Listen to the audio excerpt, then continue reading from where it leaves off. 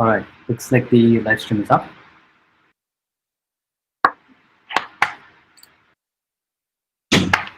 Hello, everyone.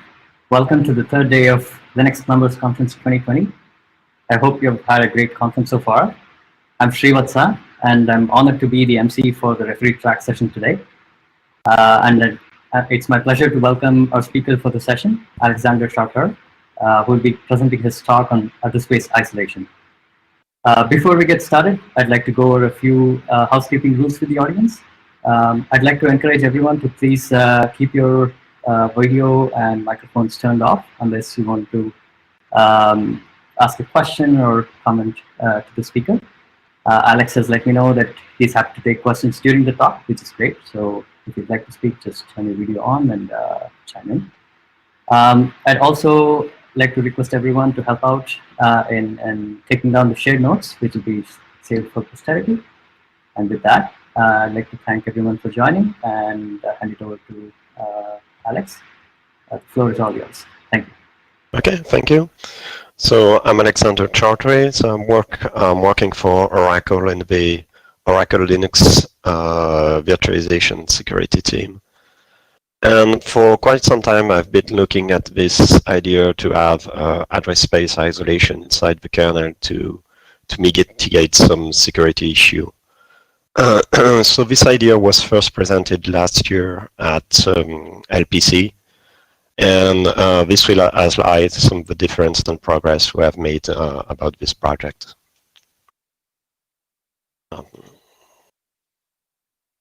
So why do we think we need ASI, so this address space isolation? So let's put a bit of a context. Now we know that data can leak between CPU threads from the CPU core. This has been highlighted by different speculative attacks like L1TF and MDS, where your data can leak through the microarchitecture of the CPU core. And the thing also is that a VM, in some cases, they can control the leak and spy on its sibling CPU thread. That's the case, for example, for L1TF. So that means that the guest can spy on another guest running on the same CPU core, or that a guest can spy on the host running on the CPU core, on the same CPU core. It just depends on what's running on the sibling CPU core. If you have a VM on one side and on the side it's running the host, then the VM can spy on the host. If you have two VM on different CPU core, then your VM can spy on each other. So obviously that's a major security issue for a virtual machine and cloud provider. To mitigate this issue, we have the basic mitigation, which is to disable CPU hyperthreading, which is very complete and reliable solution, but of course it has some significant impact on performance and capacity. We have a mitigation for guest-to-guest attack. One is very simple, it's just to pin the different VM to different dedicated CPU core, so that on your core you only have a VM which is running, so it can only spy on itself. And that's basically the same thing that core scheduling is doing, except that with core scheduling you don't need to do the pinning because the scheduler will do that automatically. But this only protects against the guest-to-guest attack. You still have even if you pin your VM or use core scheduling, you can have one part of the VM which is effectively running the VM while the other on the sibling CPU core is in the kernel. For example, it's going to enter the VM, it's not entered yet. In that case, you've got a window where your VM can spy on the host. So the mitigation for this kind of attack would be to synchronize the VM entry and VM exit so that all CPU threads are either both in the VM or both in the host. But doing that is not very efficient because it's complex and it's not efficient. And that's why we've introduced this idea to have address space isolation. So initially, address space isolation was very targeted at this use case, and for KVM to have only to have a KVM address space so that you cannot spy on the host. I'm going to explain that in the next slide. So the idea is for the KVM address space isolation, we have an address space which with limited kernel and VM mapping.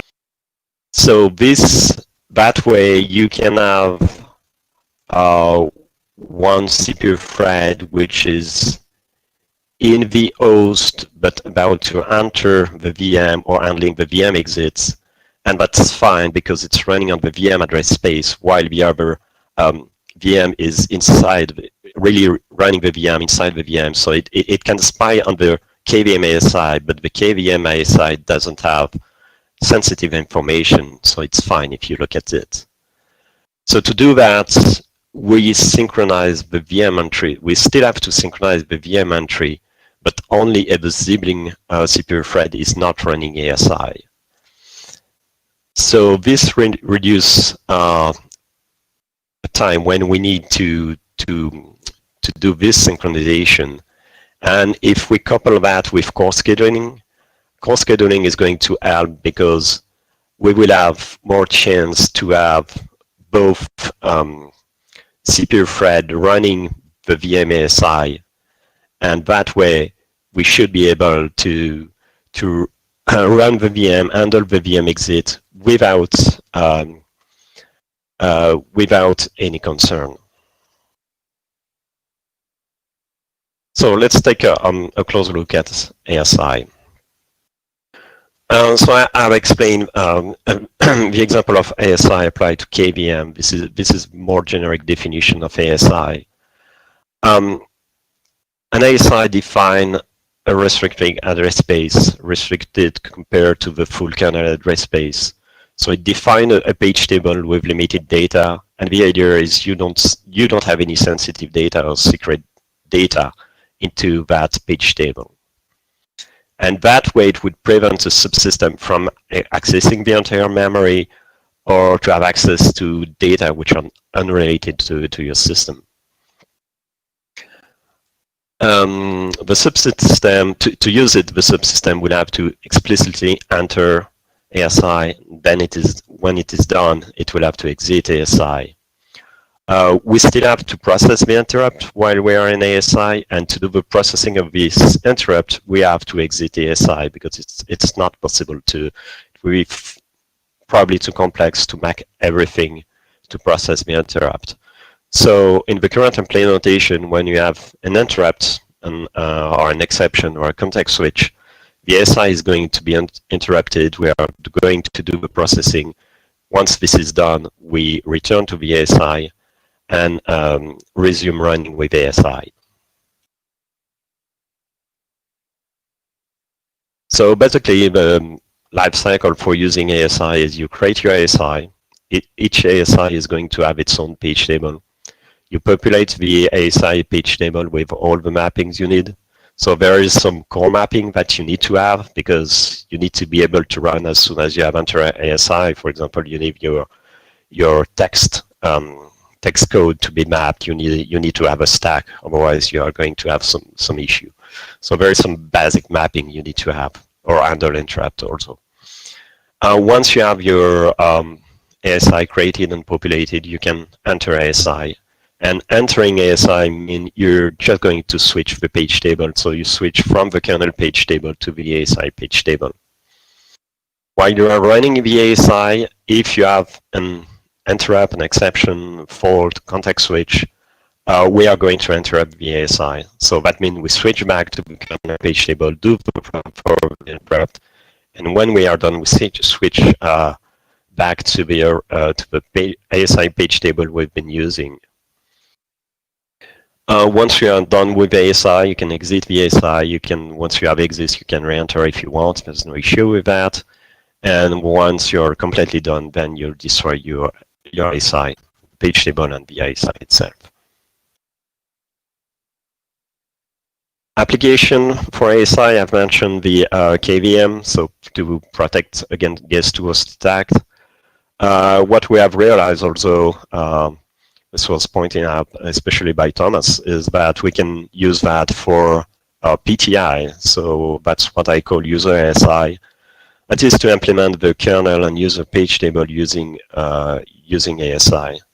So this is something that I've done, which is working fairly well. And that way we can refactor KPTI to use ASI. The good thing is once we have this working, we're pretty good about the framework. No, it is working, otherwise you're not able to start a single process. What we are looking at also is userland ASI. The idea would be to provide multiple different user address space to a single process. The idea was maybe we can use that for a virtual machine, like virtual machine or container, or basically any process which is basically running different kind of workload and but may want to isolate this different workload. This is something we're just starting to investigate.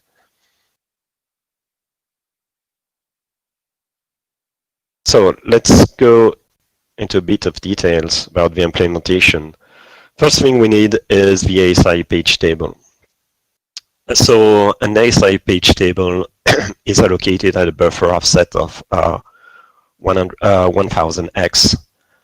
This is the same mechanism as used for PTI, and this is just so that we can easily identify an ASI page table versus a kernel page table. So there's no conflict with PTI here because we are going to re-implement PTI to use ASI. So ASI becomes just more generic than PTI. Then you populate your page table by adding a virtual address range.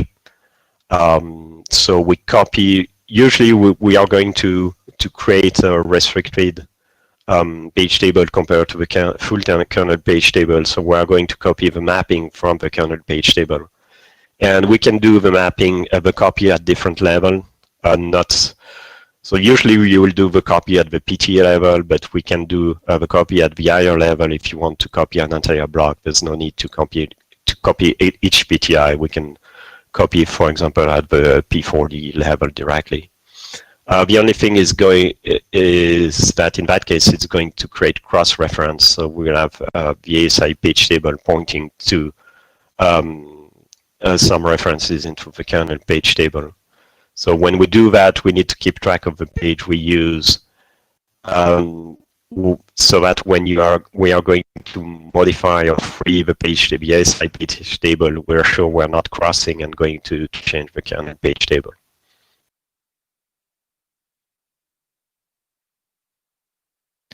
When we do this copy of VA range, we can leak some data, some adjacent data. The problem is that the copy is constrained. The copy and the alignment is constrained by the size of the page table level. For example, if you're copying at the PT level, you're copying 4K. And so your mapping can be larger than the VA range you want to effectively map, and you will leak the adjacent data. A simple example is if you want to map a 8 by buffer at the PT level, then you are going to map the entire page, at least one page. It can be spread over 2 pages, but you will leak at least the entire page. So that's 4K. So we'll have to be careful about where data we want to map are located, so that we don't share too many, we don't leak too many data. And because of that, also we need to keep track of the VA range, which are mapped into the ASI, so that we can handle the overlap. This is required for being able to safely remove mapping. Simple example too, if you map 2 different buffers from the same page, then you are going to have the same mapping. If I want to unmap one of this buffer, I need to be sure I'm not removing the mapping if there is still a reference from another buffer. So to do so, we are introducing the decorated page table. Decorated page table is just encapsulation of a native page table, so of a PGD. What I found out, it was a bit surprising to me, currently there is no generic function for creating or populating a page table. You've got specific function for MM, for PTI. Each of these is doing its own page table manipulation and populating.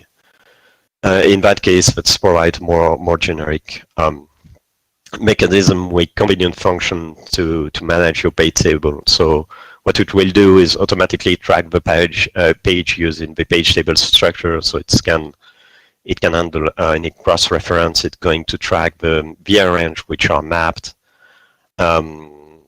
We have function to add and remove this VA range, and it is going to handle any overlap, any mapping overlap when you add or remove a mapping.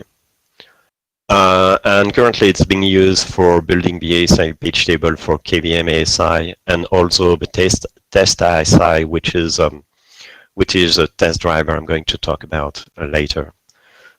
We could probably use it for PTI too, but that's not something I've looked at yet. Okay, now we've got this ASI page table, and we need to handle the switching of this page table when we enter and we exit the ASI. So on x86, which is where ASI is implemented at the moment, switching the page table is quite simple because it's just updating the CR3 control register. That's a simple operation you need to do. But it's not efficient if you don't take TLB into account, and to optimize the TLB flashing, we need to use the process context identifier, so the PCID. Really, we need to use that for efficiency to avoid having to flush the TLB every time we switch. So PCID are already used to limit this flashing. Currently, we have 6 PCID used, 126. And they are used to identify the recently used kernel page table. And PCID are reused in a round-robin way for non-recently, if you are switching to MM, which was not recently used. It's used also for PTI, so we've got 6 PCID 801 to 806 corresponding to the MM user page table. So switching between kernel and user, switching the PCID is just about unmasking the 800 bits in PCID. So this is what we have so far with in the kernel and with PTI. So for ASI, we are extending the usage that is done of PCID for PTI. And that's fine too, because as I said, we're going to re-implement PTI with ASI. So what we do for ASI is that each ASI has a type. So we define different type of ASI. It will be, for example, KVM ASI, which will be one type. User ASI would be for PTI. We've got another type, which is the test PCI, which is a test ASI. And each type has a PCID prefix that it is associated with, which is simple value between 1 and 255. And we have a simple formula to compute the PCID, which is to shift the PCID prefix and to do or with the kernel PCID. So that way, for user ASI, we use a PCID prefix of AT, so that we have the same PCID for PTI we have today, that is between 801 and 806. For KVM ASI, we randomly choose one, and then we have PCID between 11 and 16. And as this is done today for the context tracking for kernel PCID, we are going to use the recently used PCID, but it's going to use to be tracked per ASI type. And we will figure out, that way we can figure out if TLB flashing is required or not. So basically, that's just an extension of what is being used today for PTI and the way PCID are used for PTI.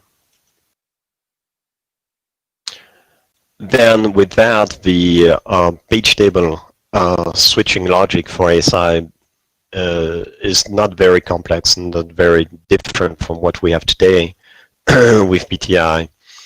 So on ASI enter, what we will do is we save the original CR3 value, that's the kernel page table. We get the kernel PCID, which is used. We compute the ASI PCID as I mentioned. We look if there is need to flush the TLB or not. And with all this information, we can update the CR3 to indicate that we are going to use the ASI page table with this PCID and if flushing is needed or not.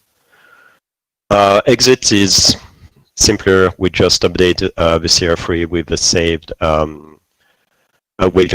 original CR3 value. That's the kernel page table, and there's no need to flush in that case.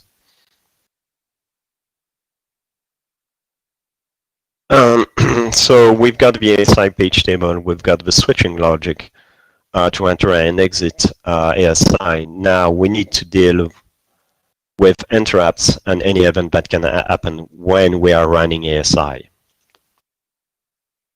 So the first thing is the interrupt exception. So if we are running ASI and we have an interrupt, an exception, we need to switch back to the kernel page table to handle this interrupt.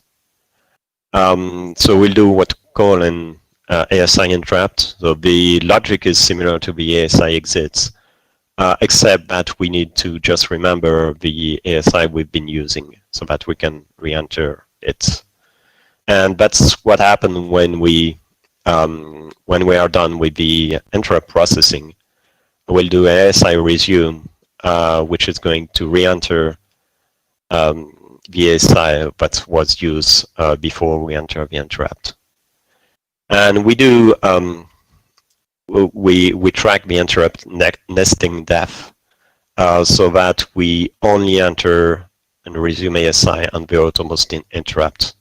So on the first interrupt, we are going to switch to kernel. If there is other interrupt or nesting thing, then we are already in the kernel. There's no need to do anything. Once we are done with all the processing, nesting processing, we can return to the ASI. And to prevent issue, the ASI enter and exit, they run with they are executed with interrupt disabled to not conflict with this with the ASI interrupt and resume only. So that was the first case. Then we've got a special case for page fault exception. Got a question, Peter? Yeah, so on the previous slide, you had an issue. Yeah, so with the switch to ASI interrupt, you keep track of what ASI is being used. Where are you doing that?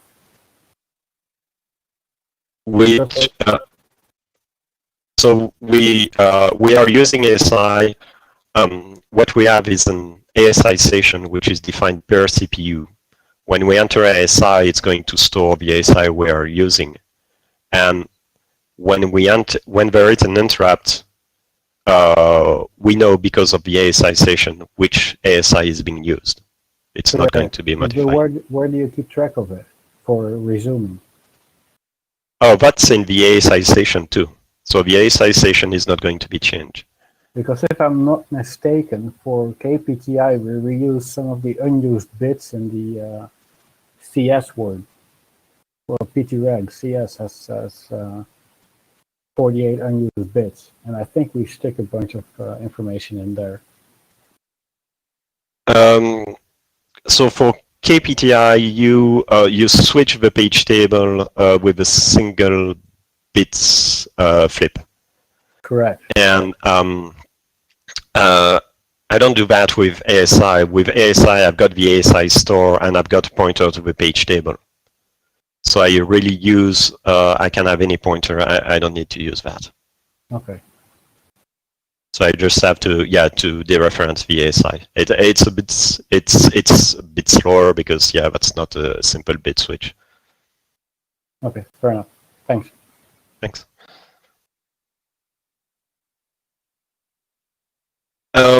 Now the case of the page fault. When we are using ASI and we have a page fault, should we return to ASI after the page fault?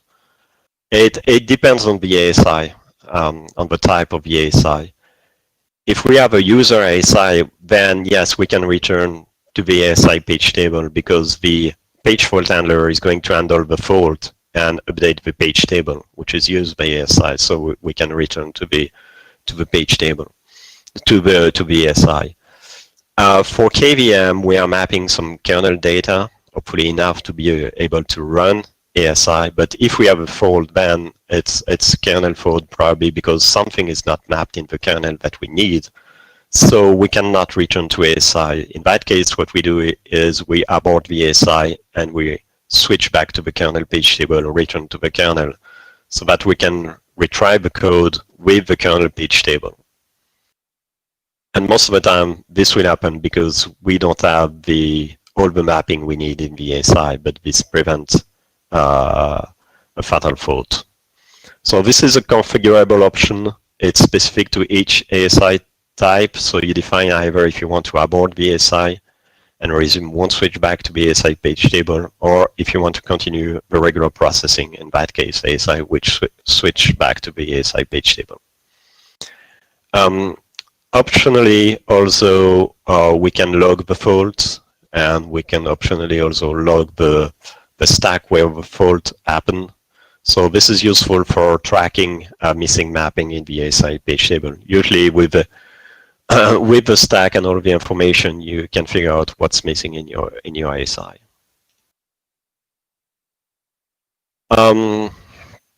We need to interact also with context switch. If a task is using ASI is scheduled out, then we need to interrupt the ASI.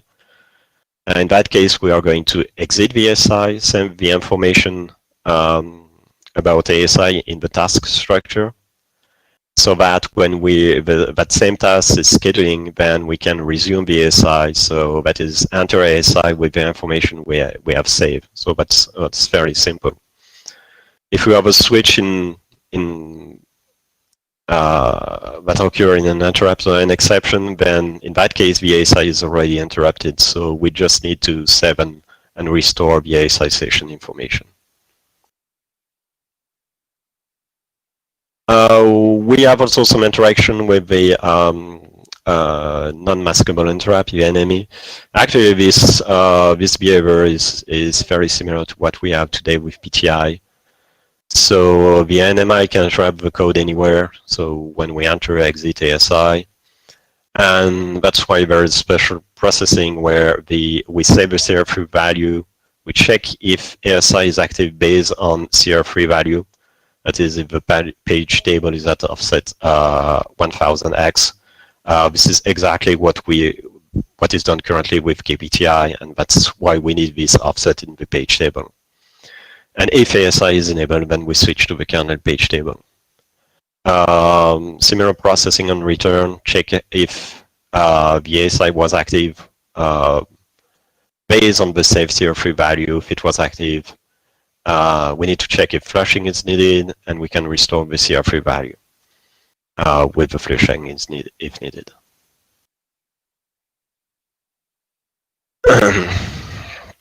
So this was the core ASI infrastructure. I'm going to talk about ASI Lockdown, which is a new feature I've been working on very recently.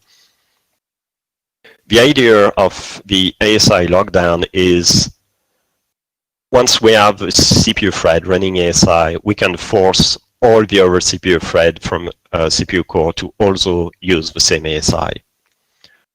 This is what we need, for example, for KVM. When we enter a VM, we are running ASI, and while running the VM, we want to be sure that the sibling CPU is using ASI so that we don't leak data. So to do that, we are going to check the sibling CPU thread. If it is already running ASI, then the CPU thread can continue to run. There's no need to interrupt it. The only thing is that if the CPU thread, because of the lockdown, if the CPU thread is going to try to exit ASI, then it will be blocked and it will wait in an idle loop while the lockdown is in effect.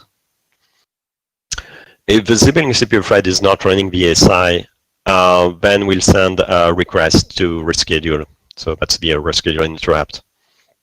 And during the reschedule, if the next task is going to use ASI, then we just continue. So that means it's going to enter ASI and it's going to run the task. If the next task is not using ASI, then we enter ASI, but we wait in an idle loop while the lockdown is in effect. So I mentioned that this will force to use a specified ASI. We can tweak this behavior with the ASI lockdown tag to allow different ASI to be locked down together. So with the lockdown tag, we can lock together ASI which have the same lockdown tag. By default, there is the tag of each ASI is unique, so they're only being able to lock with itself.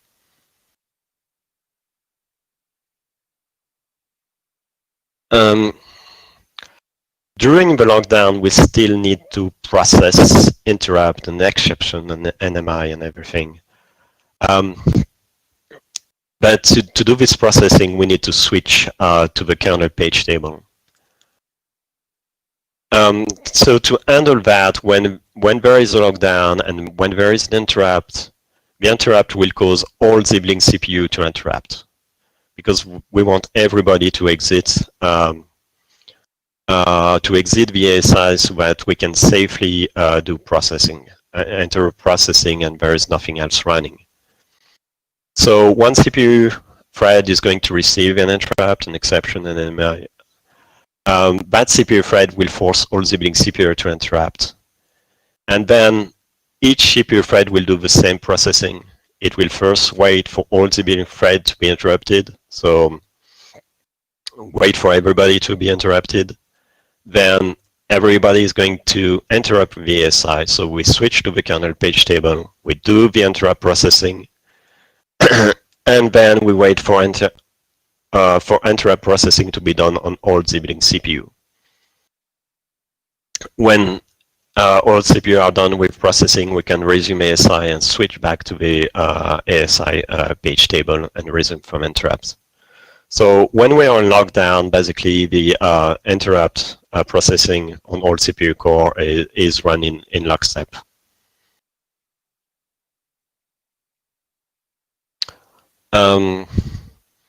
The issue we have with lockdown if there is an ASI fault. So if we have a lockdown but something is not mapping the ASI, we need to exit the ASI. In that case, if the ASI is going to abort, for example, with KVM, we need to exit the ASI to be able to continue processing, then this is going to breach the lockdown. And the security mitigation can be breached in that case. Ideally, in that case, we should continue to run single-threaded, basically, on the CPU core. So one task at the core, so that we know there is no issue. But it's probably a complex thing to implement. And this is not something I've done because it's probably easier to just define the ASI page table so that it doesn't fault in the first time during a lockdown. So we just log a warning message because the expectation is that lockdown sequences are short and they should not map. We should be able to find all the mapping we need so that they don't fault, and we provide the information so that we can find the fault and fix that.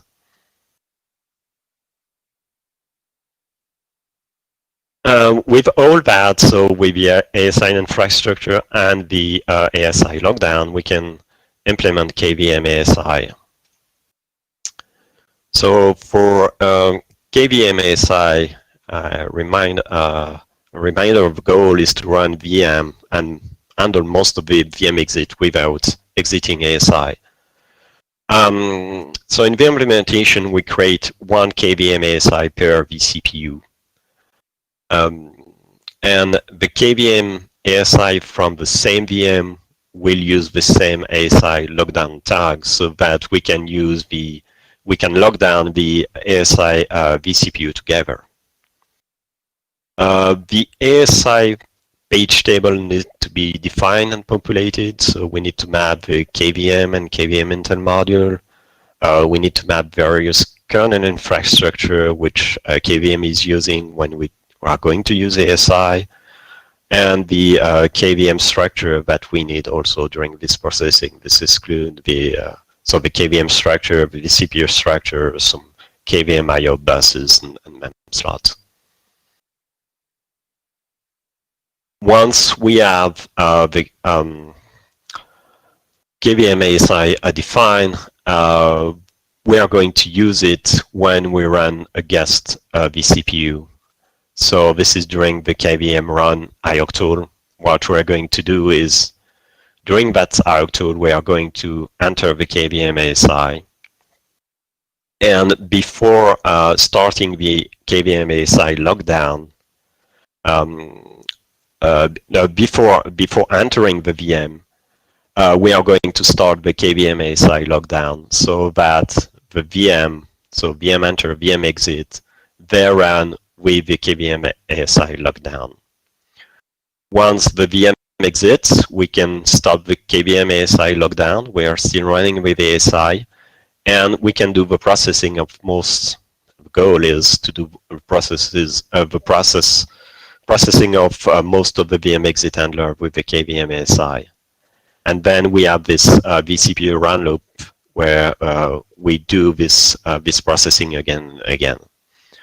At the time, I did some early tests that was with RFC v2, which was showing some encouraging data where most of the loop iteration are done without exiting ASI.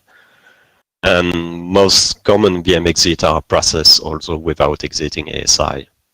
The problem is mostly to correctly define the KVM ASI page table.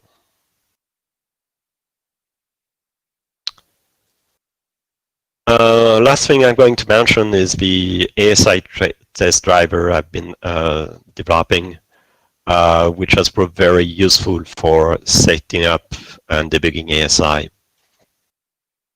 So it's a kernel module and a CLI for testing ASI. It's going to create a special ASI, which is a test ASI with its own ASI type. And I've got multiple test sequence. So a simple one is just I enter exit ASI. An interesting one is using print K into ASI. So you enter ASI, you do a print K, and you exit ASI. And what I have discovered is that print K, especially the new print K, requires a lot of things to be mapped into the ASI to be able to run. And another test is access a map or unmap buffer to see if we correctly exit the ASI or not. There's some tests to see the behavior when there is an interrupt or an MMI, or even an MMI in an interrupt while we are running ASI. Scheduling a task in and out, which is using ASI. There's also some tests for the ASI lockdown. An interesting thing also that this driver provides is some ASI introspection. So the driver and the CLI can also be used to introspect and interact with an ASI. So you can list the ASI fault which have happened. You can clear the faults. So you only see the new fault. You can toggle the reporting of a stack trace on the ASI fault. You can list and change the mapping, add the mapping, clear the mapping. So by default, these actions are done on the test ASI. But you can also specify different targets for the ASI, such as the KVM ASI, and I have an option to list the KVM ASI. So here's an example to be more concrete. This is an example with the test ASI. So there is a simple command, which is ASI cmd print K. It's going to enter ASI, do a print K, exit ASI, and we can see here that the test is failing. It's after the test, once we're done with print K, we expect the ASI to be active, but it is inactive. Then we can use the ASI fault command, and we can see that there was a fault during the print K. And that's why it is failing.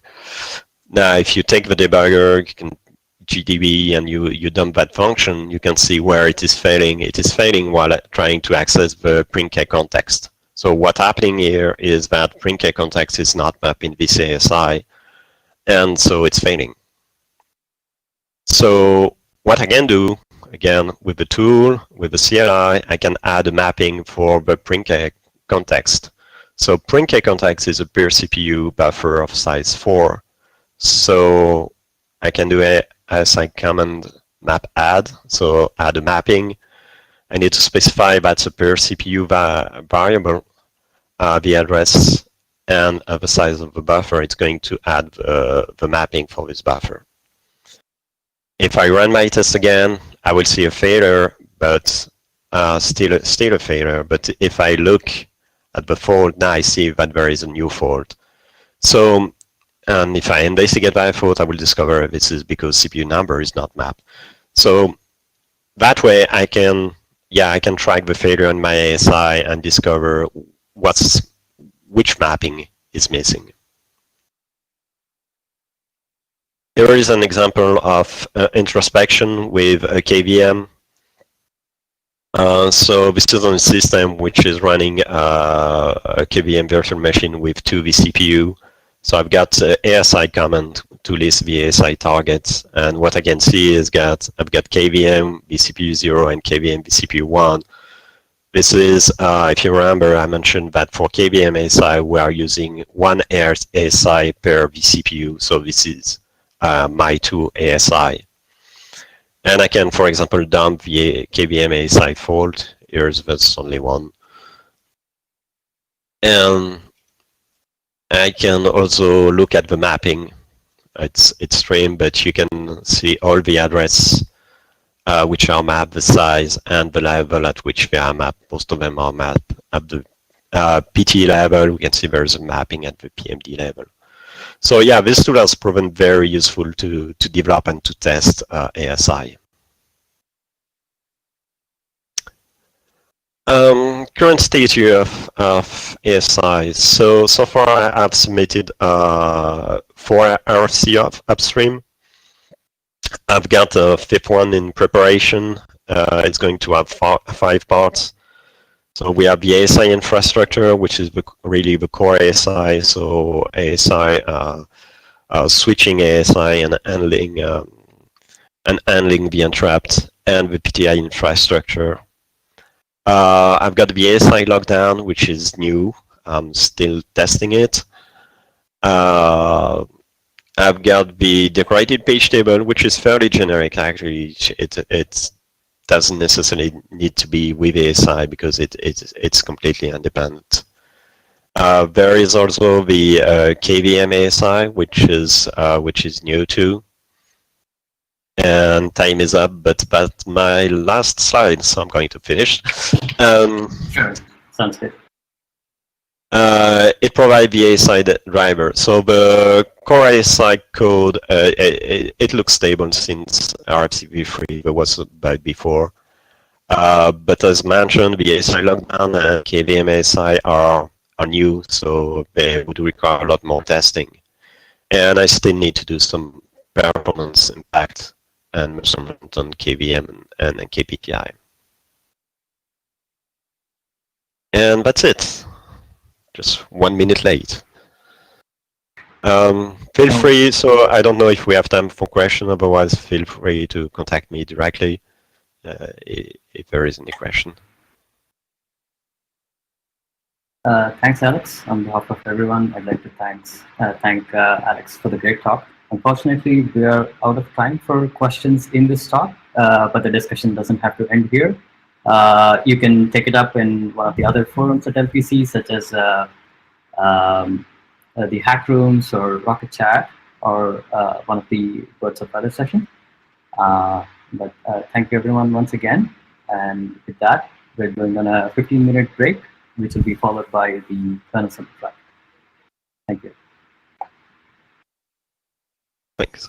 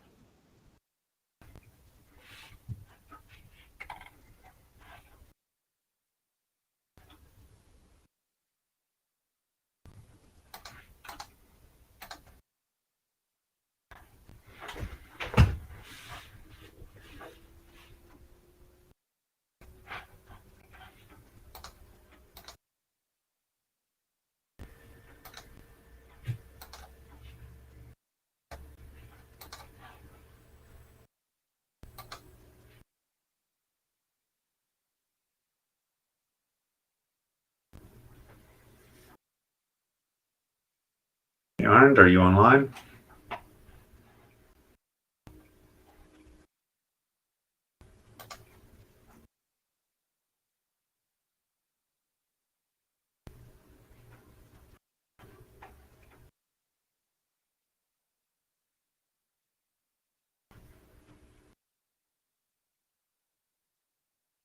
No, I'm online, yes. Have you got your slides and everything ready to go? Yes, I just checked they're uploaded. Okay. So I'll give it till, well, we've got 10 minutes, of course. Do you want to do a quick check that your slides are presenting? I checked them in the hack room already, so I'm sure they're fine. Okay. I've made you presenter, so you should be able to enable this. If you want me to take control, just say so, and I'll work on the background. I'll give you right at minutes. I'll give you a quick introduction and turn to you, and I'll also do some of the housekeeping stuff. I'm just reminding people to turn off their webcams and microphones and stuff until they're ready to ask a question. And as from now, you're cool for people to ask questions as you go. Yes. Awesome. Actually, I shouldn't be talking. Yeah. Okay. Yep. So, seems like you're all set. Yep. Good. This setup seems to work quite well. Mm-hmm.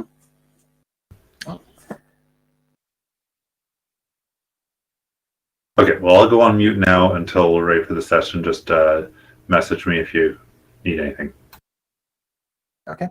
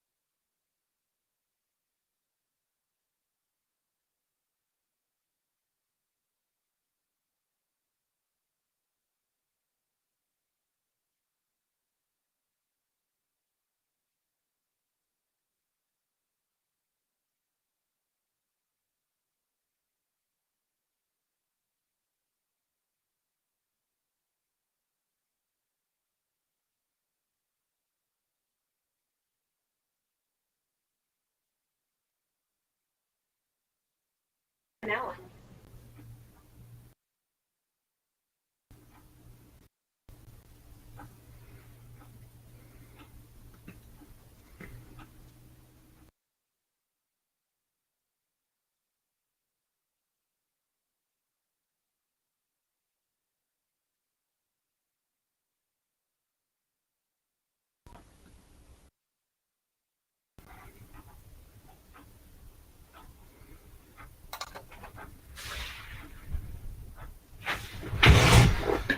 Okay, we are on the hour, so it's time for the next session. Hi, everyone. Good afternoon or morning, where you are. My name is Grant Likely, and it is my great pleasure to be able to introduce our next referee track speaker, a good friend of mine, Arndt Bergman. Before I introduce Arndt, just some quick housekeeping. Please remember that just during the session, keep your mics and video muted unless you want to ask a question. If you do have any questions, Arndt is happy for you to ask as he goes through. Just unmute and ask. Or if you drop it in the chat, I'll make sure that Arndt sees the questions. And also there is the shared notes feature in the conference system that's on the side panel. So it would be much appreciated if a few of you want to log into there and take some notes. So with that out of the way, it is, as I said, it's my great pleasure to introduce Arndt. For those of you who don't know Arndt, I mean, he's a key Linux developer. He's been influential in the kernel community for as long as I can remember. He's the co-maintainer of the ARM SoC tree. He's the main reviewer for all new architecture support that's coming into the kernel, and he has the famous for removing actually being able to remove architectures. So he's removed 8 of them so far. And also really significant, he has been the driving force in solving the 2038 problem. So Arndt is going to present on the SoC support lifecycle for the kernel. And with that, over to you, Arndt. Thank you. So I want to talk about a number of things that I've learned working on the architectures and on the ARM SoCs. Found a lot of interesting facts over the years, did a lot of research, tried to find some numbers that I would like to share with everybody, and maybe learn something as well if somebody has something to add. So first of all, let's start with what it means for something to be supported in the kernel.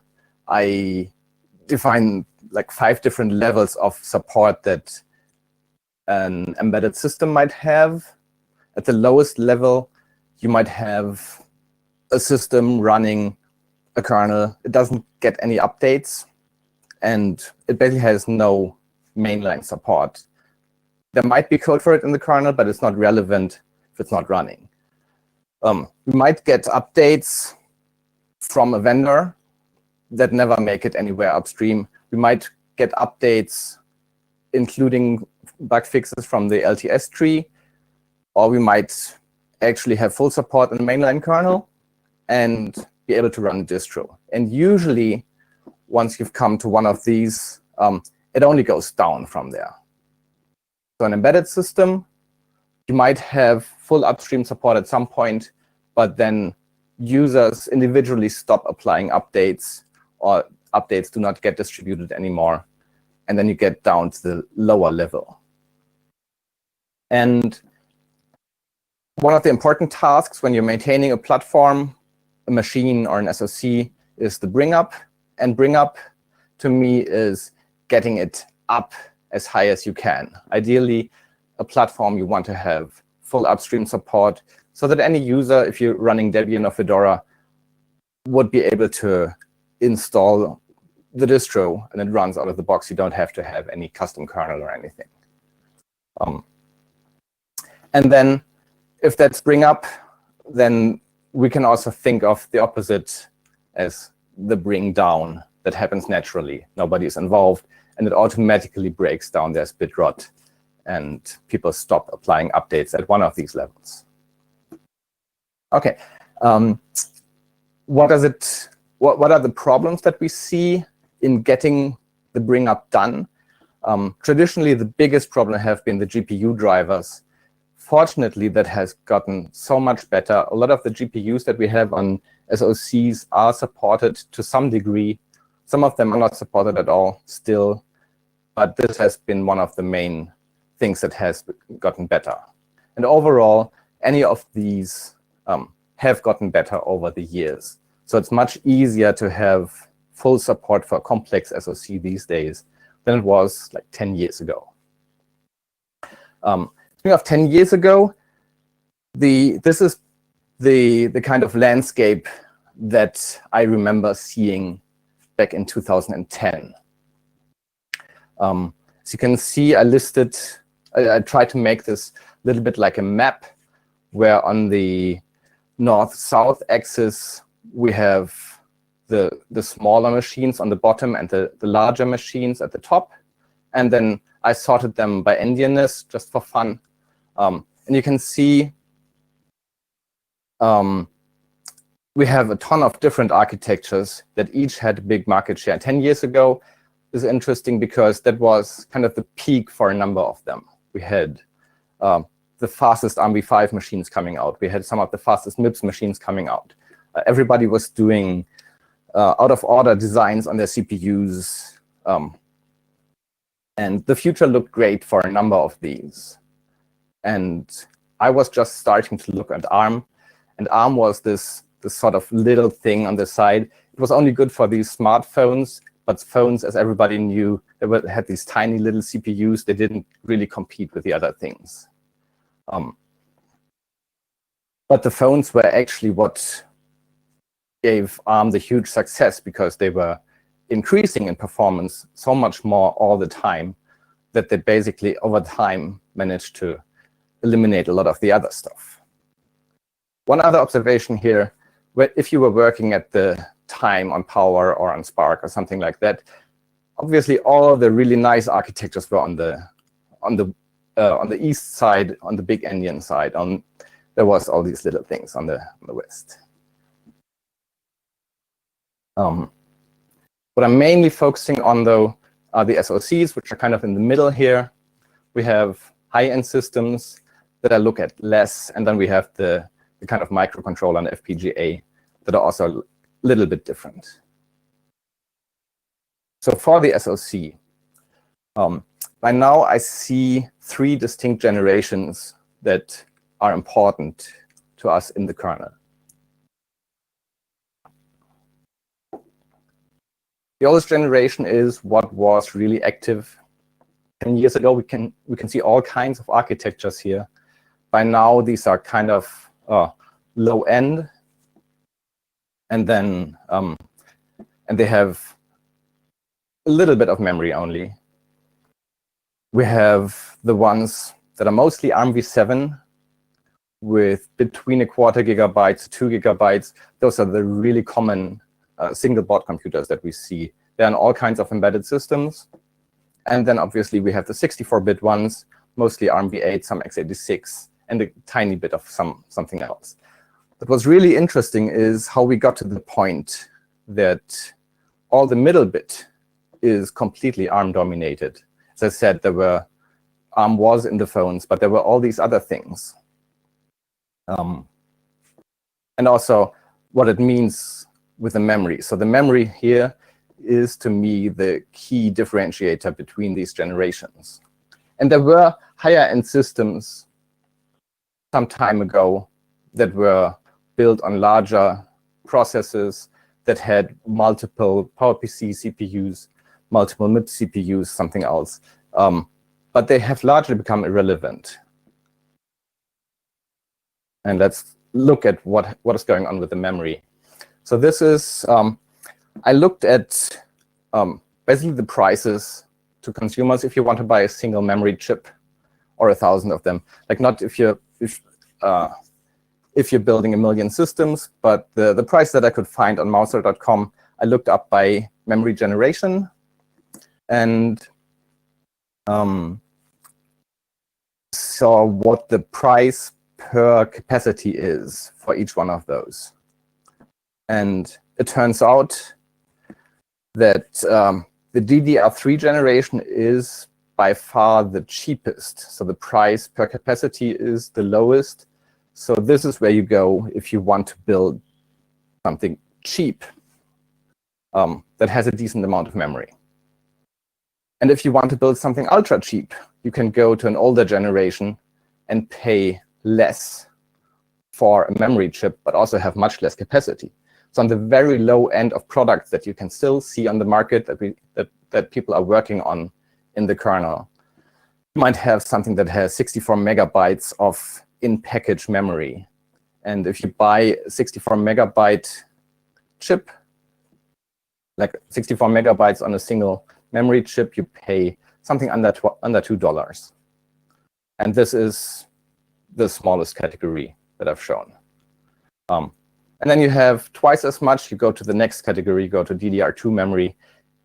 Basically, any one of these steps costs you another 20 cents, all the way up to 256 megabytes, which is the lowest point where DDR3 makes sense. Usually you have something like half a gig or 1 gig on the DDR3 based ARMv7 system. And then if you want to go to 64-bit, DDR3 is actually not that useful anymore, because on 64-bit you need more memory capacity to fit all your code and all the pointers and all that. So you need if you need more than 2 gigabytes of RAM, you basically end up using something like LPDDR4. Typically, sometimes you could use DDR4. And the 64-bit chips also have DDR4 or LPDDR4 controllers, whereas the 32-bit chips only have DDR3. And of course, all the chips that came before ARMv7, they tend to have only DDR2 at the best. So they are inherently limited. If you have an ARMv5 chip, or most of the MIPS chips that you see in network router today, they only have DDR or DDR2, which means if you want to run something like Debian in the smallest installation, the recommended capacity is already 256 megabytes. You're probably not going to have that. You can go smaller than Debian if you want to run OpenWRT.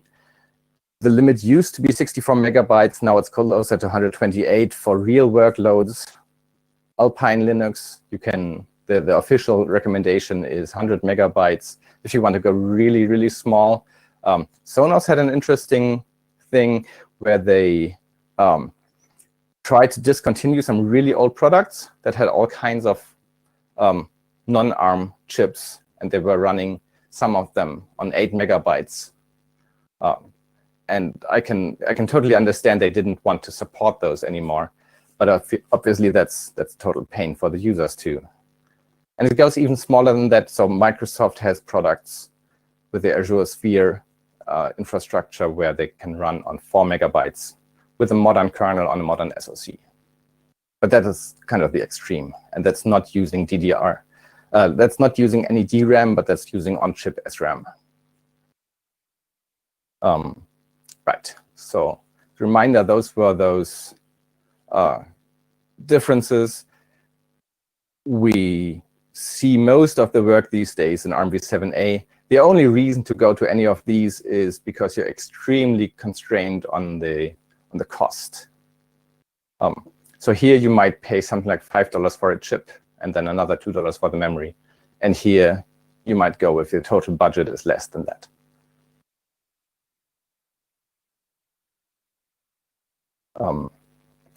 Right. And so this is another view of what we would find. These are all chips that are supported in Linux today. You can see all those different architectures that we support. So large variety. Some of them don't have an MMU. The interesting part there is the competition is on two sides. On the low end, you might compete with a microcontroller, with an RTOS, not actually running Linux on some of the same hardware. Or you might even run an RTOS on even smaller hardware. And on the larger side, we compete with the ARMv7 ones. And the ARMv7 is also squeezed on both ends. So you want to have the lowest price possible still. The 512 megabytes is kind of the limit these days because it's the cost difference between anything smaller and one of these is very minimal. So there's an incentive to go to 512 megabyte configuration. But on the high end, there's also 64-bit systems which are hardly more expensive. You can see all kinds of ARMv7 systems that are still popular today. And as I show in a bit, these actually still make up a huge amount of the changes that we see in the kernel today, even compared to ARMv8, which is 64-bit. And out of the modern systems, almost all of them, as I said, are ARMv7. There's a couple of MIPS ones, but not much else. 64-bit obviously taking over, so a ton of them, ton of new chips coming in. Usually these replace 32-bit ARM chips, but they also replace some of the chips from other architectures. We also see these competing with Intel's Atom line, and then everybody assumes there's going to be RISC-V chips in the future, but there are none of them yet. It's also interesting, like how you can see we had many different ARM cores, but the only ones on the ARMv7 that really are still popular today in new products and boards that people send patches for are based on ARMv7, on Cortex-A7, and sometimes on Cortex-A9. A9s are usually the slightly older ones, sometimes on 14 nanometers. Cortex-A7s are usually on 28 nanometers. And this is the state of the art. Whereas the 64-bit ones, Cortex-A53 was actually the first, one of the two first 64-bit ARM cores. And it's still by far the most common one. Cortex-A72 is only a little younger, but it's also still very popular. And the ones that came afterwards, they haven't actually trickled down into a lot of the SoCs that we are working with. Here's a list of the overall supported machines across the kernel that we see.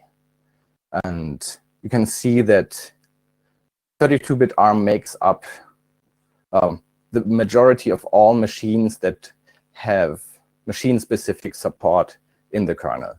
This does not cover things like different PCs on x86 because they would be just one platform. So these are embedded machines, things that need a machine-specific description in the form, usually of a device tree file. These days, sometimes we have on older ARM machines board files or something equivalent. ARM64 is getting a lot of new support, but the total number of machines is still fairly low. And everything else you could consider in the noise.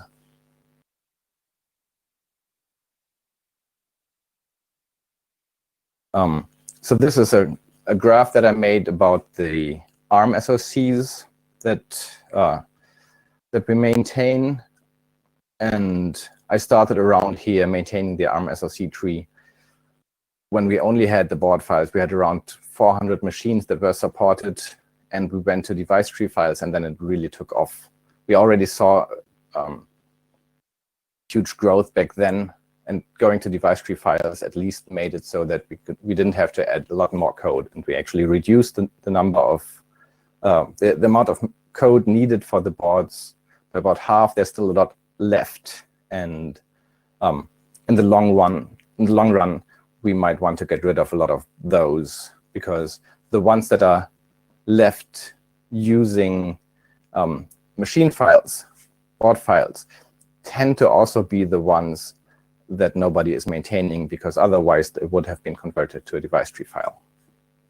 And here you can see 64-bit increasing much faster than 32-bit, which is kind of starting to drop down in the increase is getting lower, but it's still rising.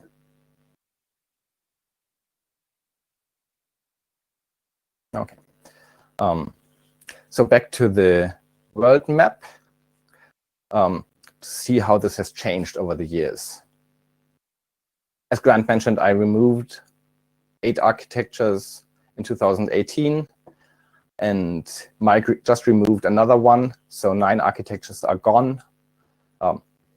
Basically, all of these got replaced by ARM cores. So the products tend to still be around from the manufacturers. They just changed their own custom architecture with the custom cores into licensed cores because it's so much easier to just license the next generation of the core from ARM and not do the whole development yourself.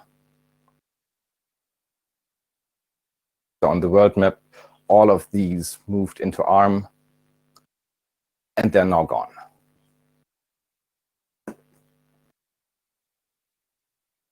And then there are a lot of products that we still support in the kernel, but the end of the line is already in sight, just because of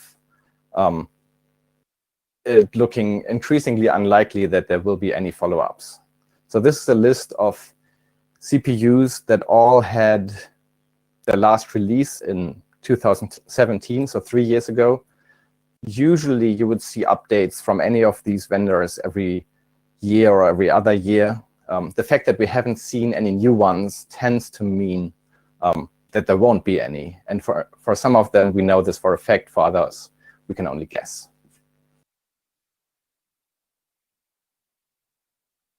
And this means that most of the users that were on these architectures have long migrated, usually to ARM or to x86. In some cases, they have migrated to RISC-V, but those products are not yet supported. So this is where we are now. And then one interesting aspect is also the endianness. Oops, sorry. Yes, one more thing. So these are the architectures that still do see updates. So obviously we have x86 and ARM, both 32 and 64-bit, with tons and tons of new chips coming out all the time. We have RISC-V, which is interesting because we see tons and tons of new microarchitectures, new CPU cores getting released.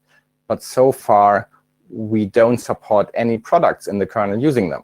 So in theory, anybody could build products out of them, but they haven't. And obviously, this is a matter of time.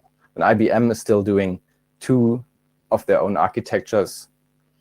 We have some new architectures that run Linux on very interesting CPUs, but we don't support them yet. We have 2 architectures, Arc and Microblaze, that we do support in 32-bit mode in the kernel, but they have recently come out with 64-bit versions of the same cores, and we don't support them yet. I assume this is something that is being worked on by the manufacturers, but I don't know. We still see new MIPS chips, MIPS-based chips come out from Chinese companies making their own microarchitectures, even though I just listed MIPS as not having come out with any interesting cores for a while, and apparently the company is disintegrating. And we even still see new chips based on the ARM v5 architecture. This is the old ARM9 CPU core that's probably 20 years old by now, but we're still putting it into new chips. Right, and big endian is phasing out, as I mentioned. So there are architectures that support both little endian and big endian, but increasingly they are just running little endian in Linux. So all the PowerPC products have migrated to, like IBM's PowerPC servers have migrated to little endian Linux. Microblaze just removed support for big endian, and some of the vendors that had big endian MIPS products changed them into little endian MIPS products. Others that had MIPS-based products, they just moved to ARM and are now little endian. And then we had a couple of architectures that are little endian only, but that are basically discontinued by the chip manufacturers.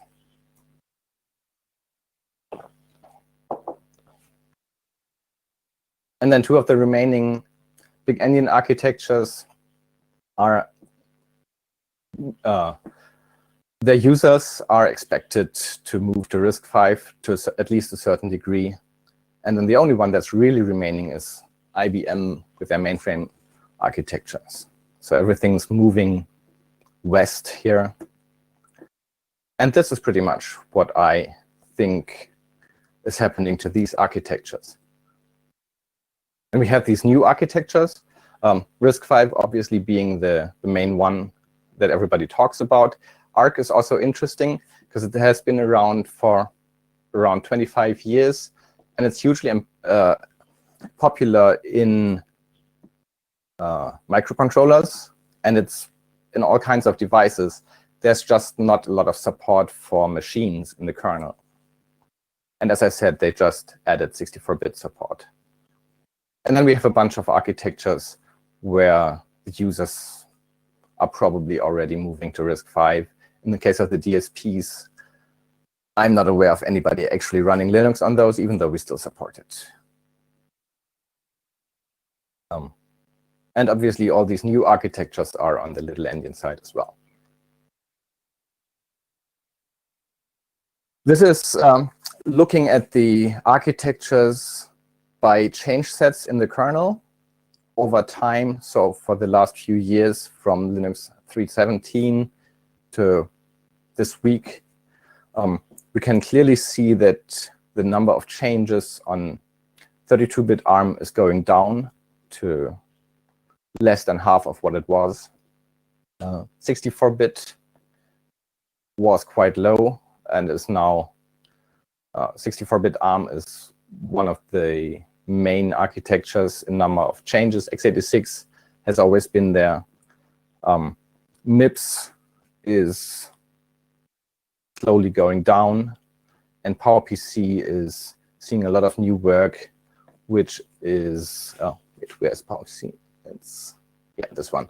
So PowerPC is actually increasing, but this is mainly for the IBM server parts, not for embedded SoCs. And then we have a bunch of things at the bottom. Yeah, I forgot S390 is also here, and all the stuff at the bottom. If I zoom in, we see spikes of activity. We see ARC, we see Spark, we see RISC-V, but none of those really stick out from the rest.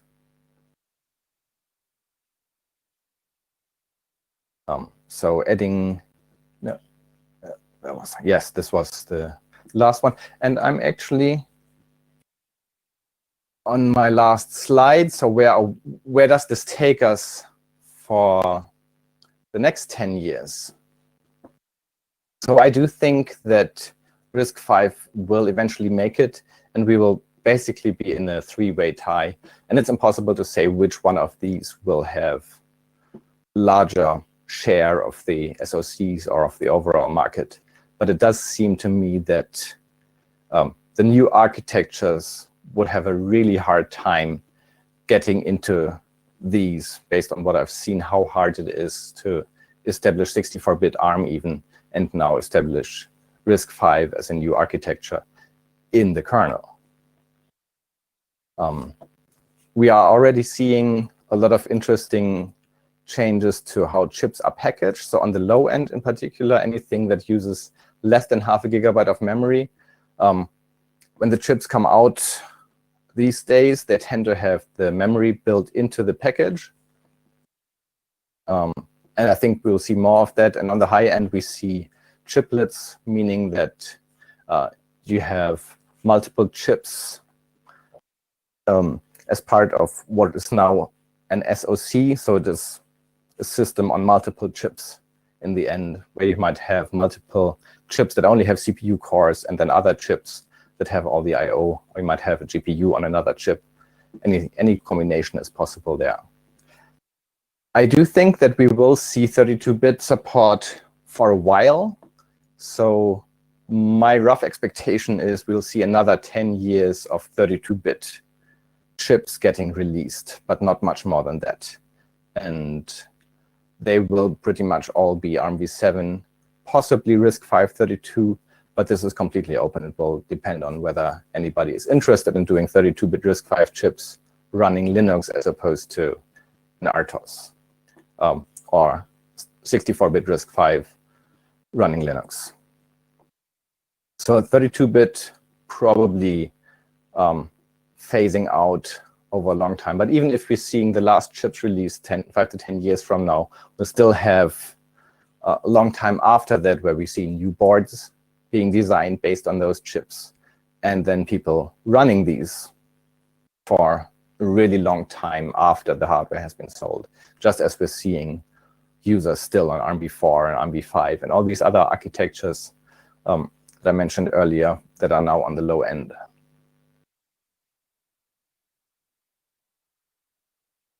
Okay, and that's it from my presentation. So any questions or additional comments, updates?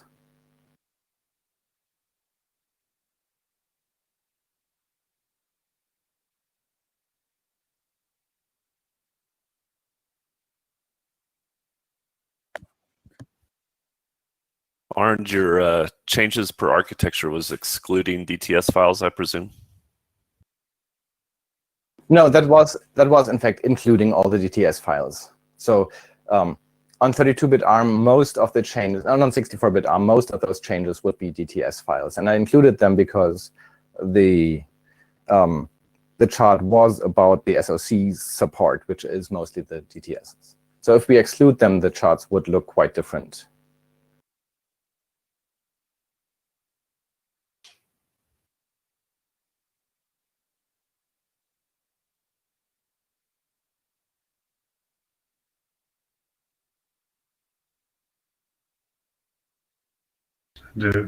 Okay, any more questions for Arnd?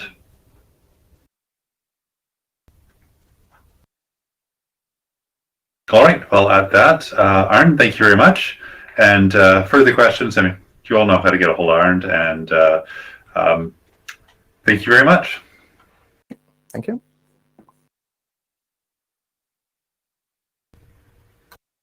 Arnd, there is a question. Arnd, if you're still on, there's another question that, oh, go ahead, Mike. Chat. There is a question in chat. Any expected architecture removals this and next year?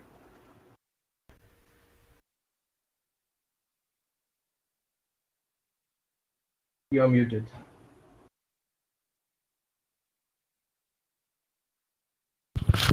Arnd, you're still muted. Oh, I'm sorry. Yes, I don't really expect more architectures to be removed soon. So one thing that keeps coming up is the really old stuff. So we support Unix workstations from the 1980s and 1990s, and we have all these architectures that are exclusively for hobbyist use these days because there's no commercial use for PA RISC or Alpha or 68K. And we like to still support these, so I don't think we will remove them in the near future, but the question will keep coming up. So I think at some point we might actually remove a large number of those, or even all of the systems that are older than, say, 20 years or something like that. But this is a discussion that we will need to have and probably keep having for a while.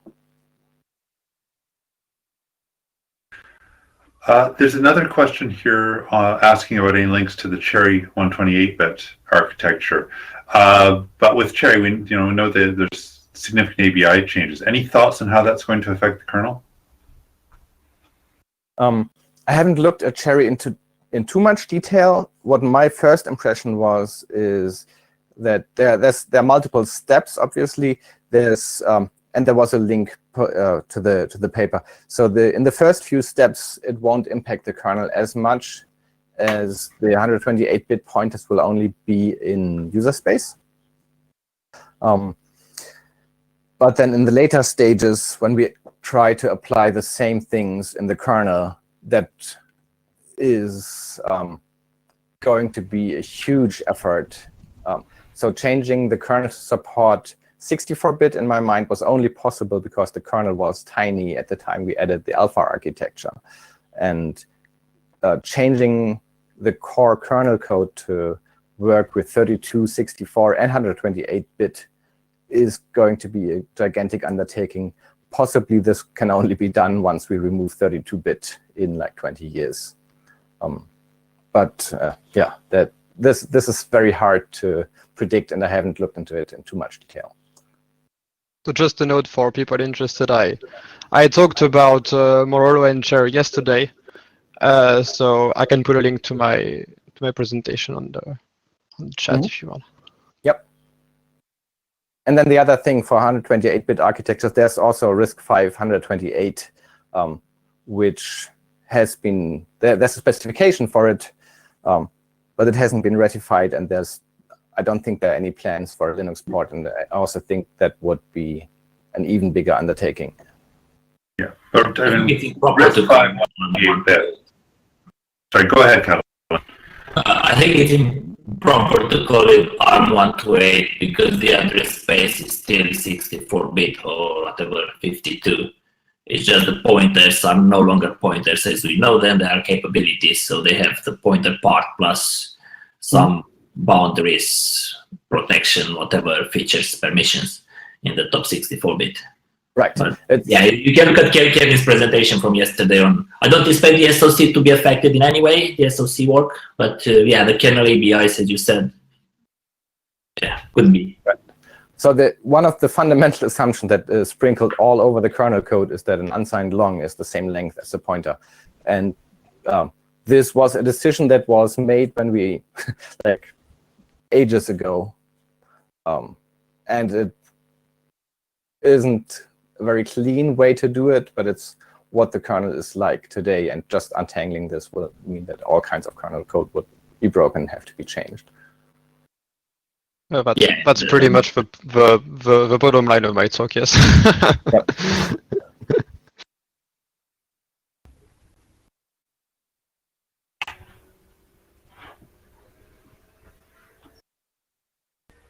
Just still reading through the chat here. Yeah, Geert mentioned the AS400, which also had larger pointers. We do run on that hardware with Linux on PowerPC, but we don't use larger than 64-bit pointers.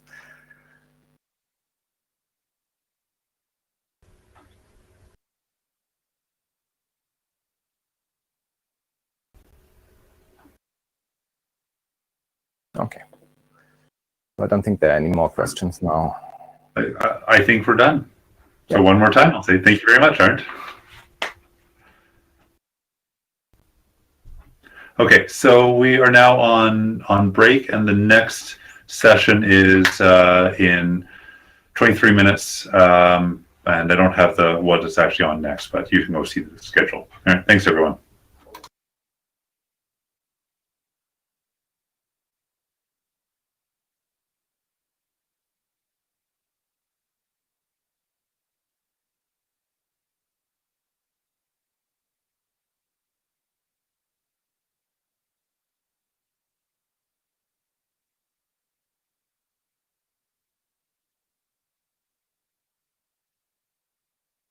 Actually, if you want to upload Julia, you there?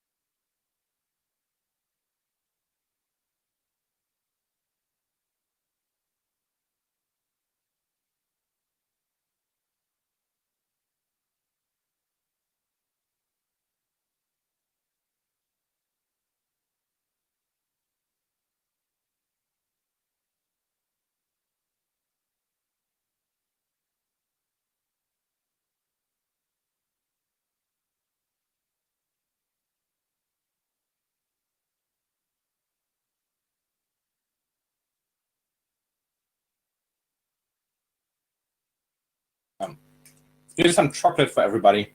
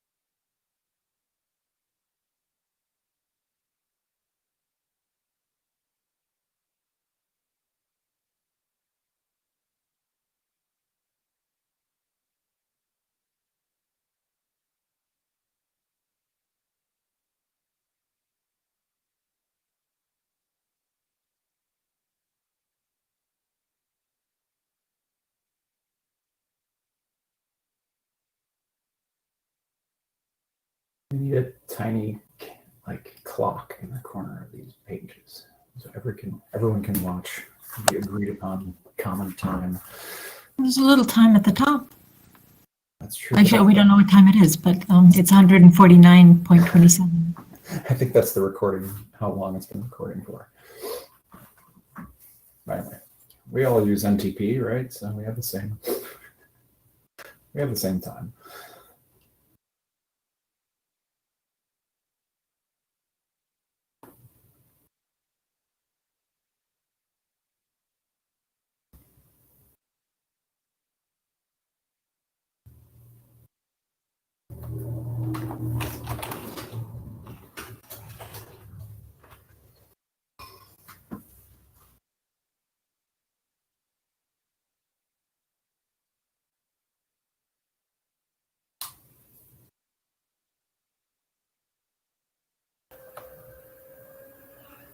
And we'll get started here in a couple more minutes.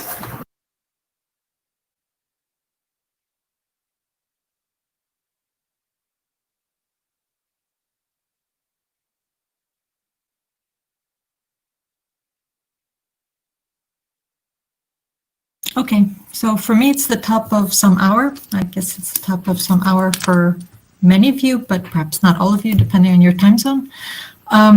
So welcome back. In this session, we'll have Case Cook, who will tell us about SecComp feature development, or soon SecComp will include an email client. Case told me that he's happy to have questions anytime.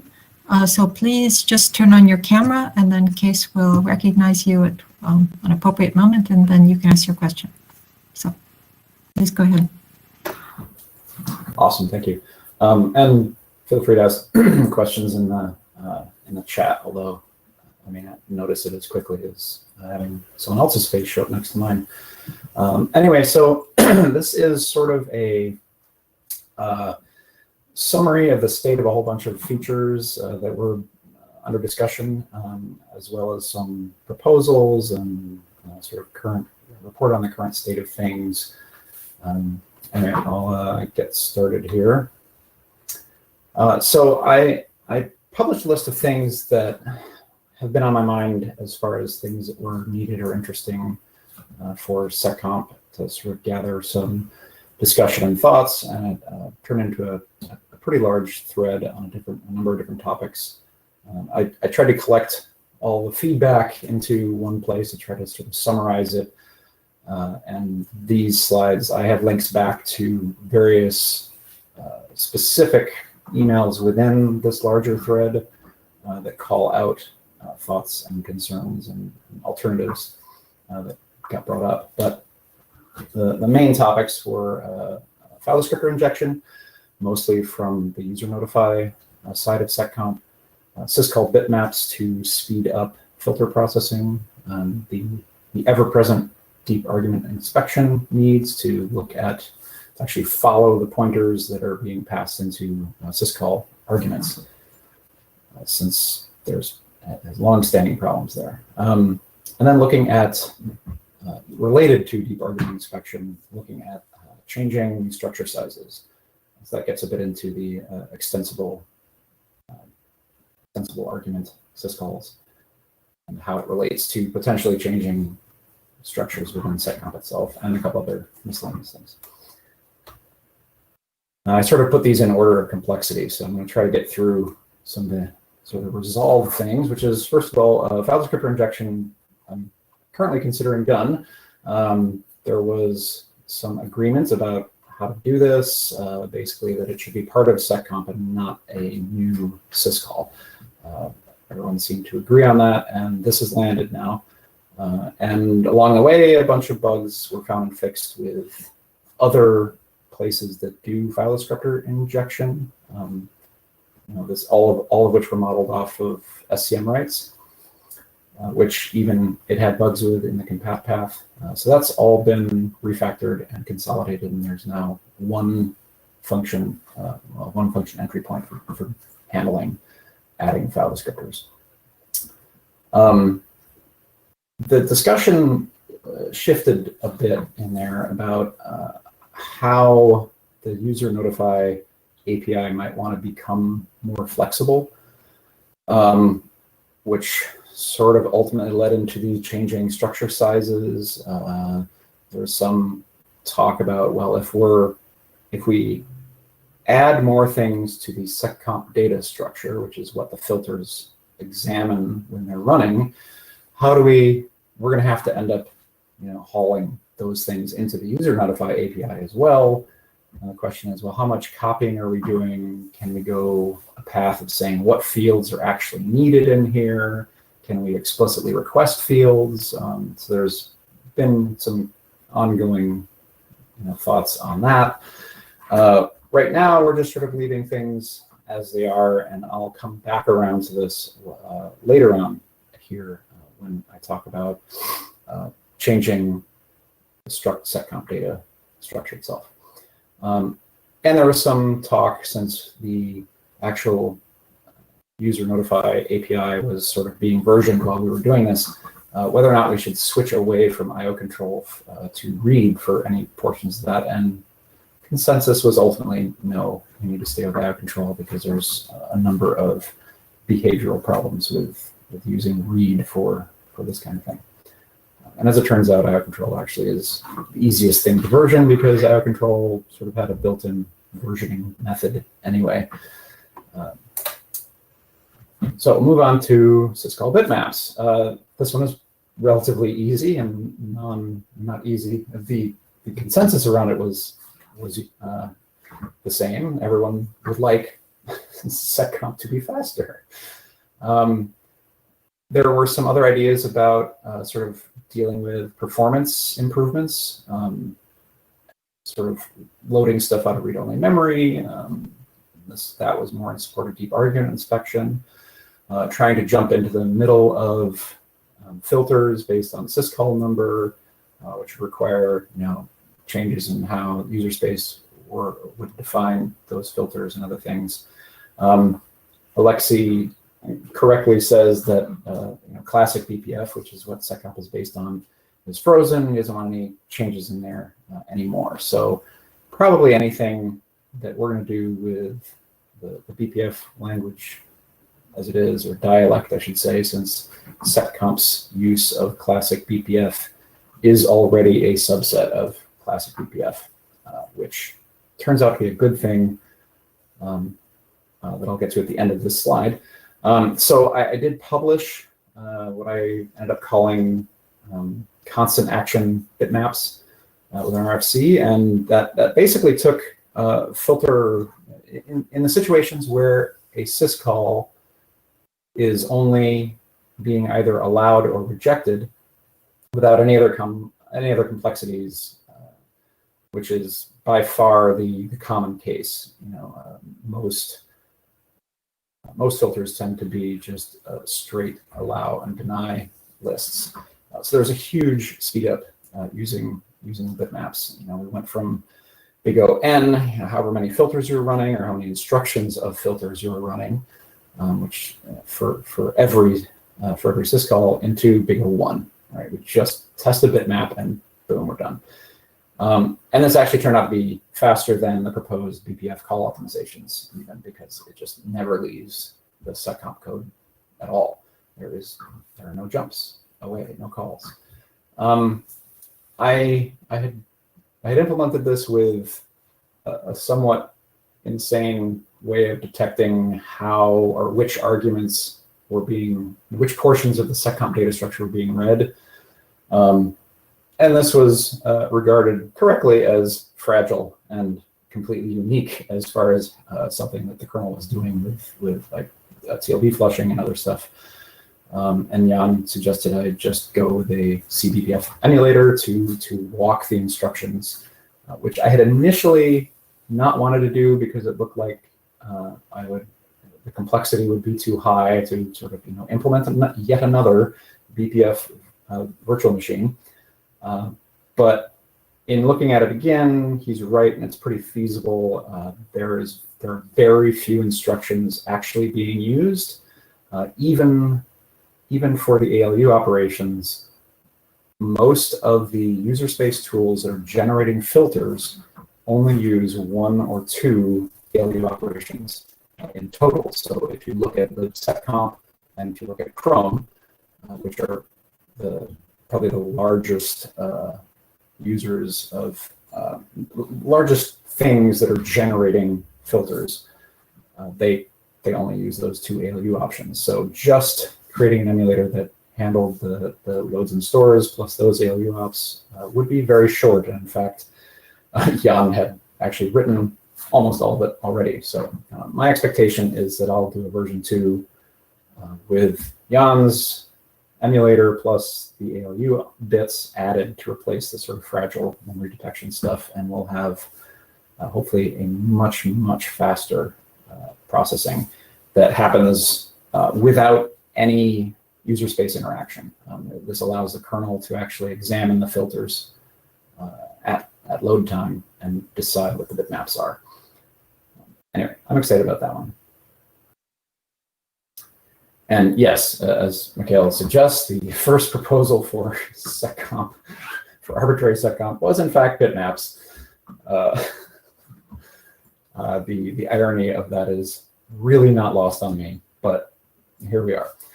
I think at the time there was a lot of question about how much traction this would get, and the idea of adding that in a general sense was not, I don't know, people felt that it did not address all of the use cases that were needed for syscall interception, which was accurate. But as it turns out, I think it wasn't recognized. I think the special cases were seen as more common than they turned out to be. And the vast majority of filter use is just yes, no. So anyway, yes, full circle, here we are. So back to deep argument inspection. Okay, so in looking at this, one of the sort of common things that anyone looks at is, well, I have a pointer to a string that is a path name. I would like to be able to, intercept that and figure things out. And it really just boils down to that's not going to work. There's a bunch of layering violations. There's questions about when the kernel object is valid or when it moves, and it's sort of agreed at this point that path names are just out of scope. LSMs are significantly more well suited for dealing with the interception of kernel objects. It's the higher level interception. So that one's done. Obviously, there's a requirement that we're time of check, time of use safe. So right now, the only way to do this sensibly is to perform a copy. All of the syscalls ultimately copy out of user space into kernel memory and then do work. Right now, Linux's syscall sort of methodology is to do those copies on demand. When it needs the argument, it goes and copies it out to keep a copy out at that point. And for seccomp to be able to examine anything like that, it would need to have made that copy ahead of time before the primary, like the proper syscall code actually starts. So there needs to be a place to put that copy that is outside of outside of syscall code, and that the syscall needs to be able to know about it.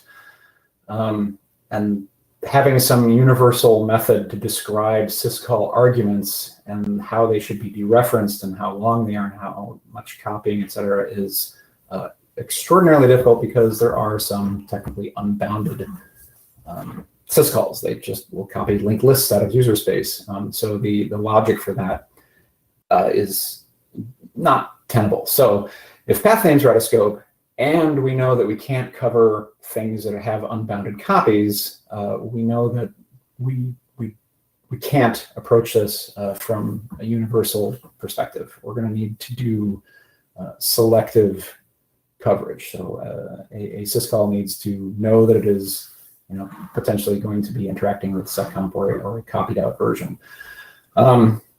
And what we need to deal with right now are the extensible argument syscalls that have a pointer and have a size passed in. So we just have to solve this for this class of syscall now, and stop trying to bolt this into being a universal problem. Let's see if page down works. this? Yes. Okay. So it's great that we've had the idea about it, but how are we actually going to do this? How do we actually have a filter read this cached extensible argument copy? If CBPF is frozen, do we use eBPF? Do we make new eBPF helper functions to access extensible argument contents? This requires pretty significant changes on the user space libraries and tools. Is this the right moment to make the jump? It's not clear. How do we deal with nested growing structures? And there were some thoughts on how to rewrite filters based on structure layouts. I'm always nervous about rewriting filters. We could add jump tables and have size and off checks filters, but then we're pushing even more work into the filter logic, which seems unfriendly. But ultimately, all of this was kiboshed. Linus basically said, "Stop it! This is too far. If you're gonna do anything, you look at one layer. You're not going to go. You're not going to do nested pointers of pointers." So that sort of squashed that entire thread of discussion, which was really getting extremely complex. So it's the so not so deep argument inspection. So where do we stand? So we can do a single level deep argument inspection. It needs to be on a syscall by syscall basis. And another piece that sort of didn't get discussed much on the thread with Linus was his entirely reasonable request that we need to have a demonstrated need to filter those contents. It looks to me as though we have a reasonable case of this for clone 3. So the first direct question I have for the folks here is there any syscalls that people using seccomp are right now interested in intercepting? The one layer of dereference. Is clone 3 the only one? And if so, what stuff do people want?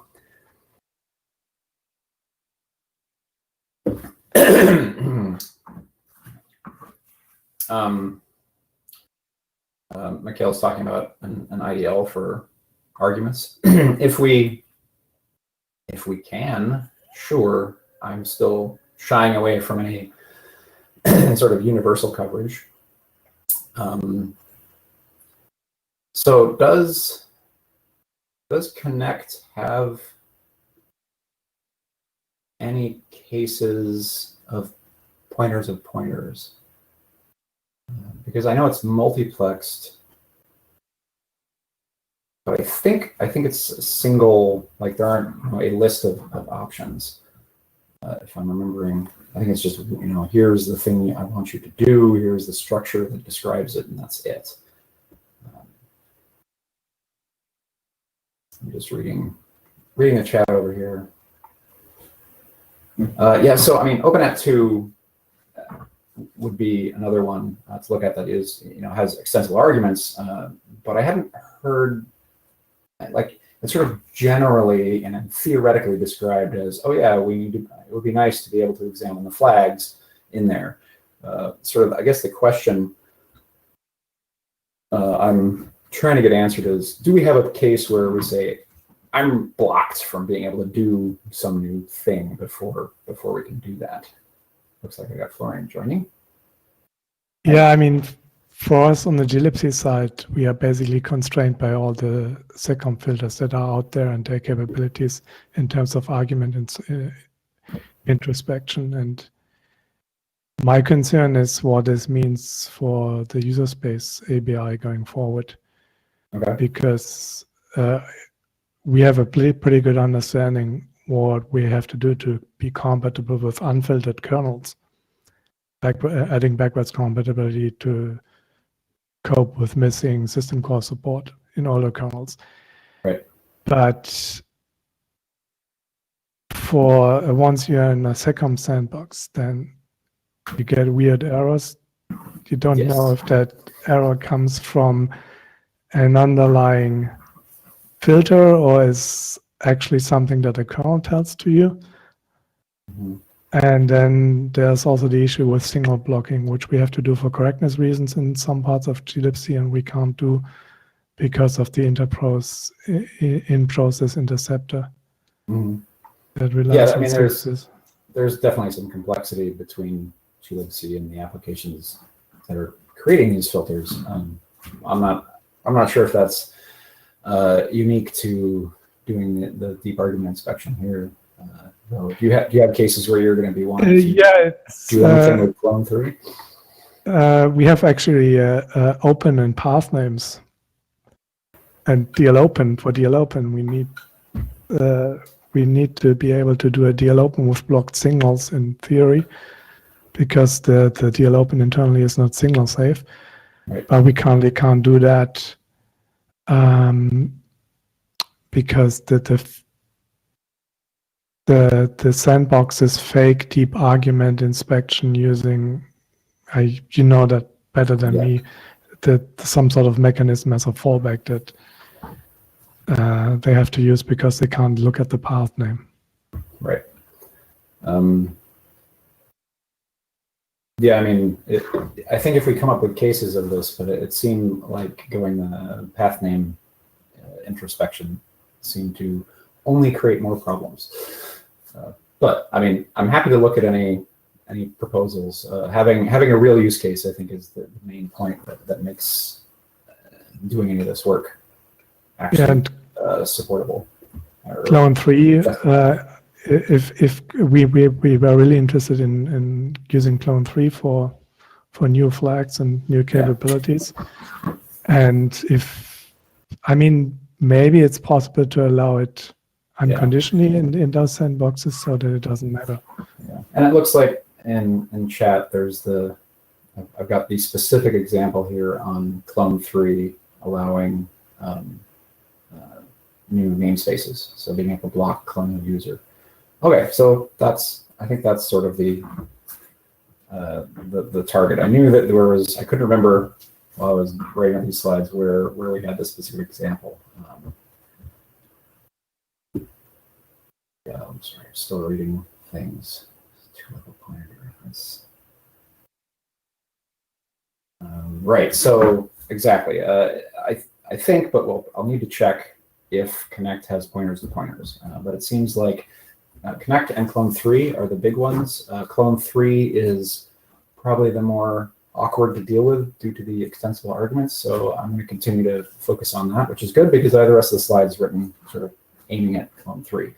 So anyway, I'll continue with the slides at this point, which is I was pretty sure that this was going to go this way, but anyway.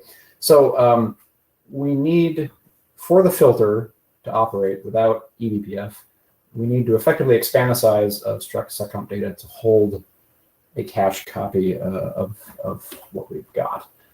And before we go too far, there's sort of changing structure sizes generally, like why do we want to change seccomp data at all beyond just this? And we've had requests in the past for other various things. It'd be nice to have the high 32 bits of the syscall number. I think that's especially important for looking at like the X30, like the x86, x32 stuff, if I remember correctly. And then being able to examine the state of protection keys at the moment of interception.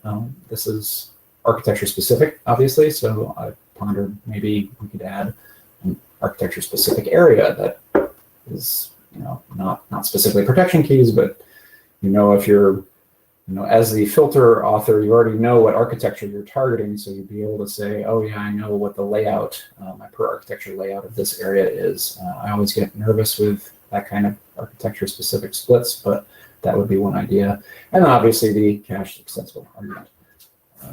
Let's see, I'm trying to catch up on chat.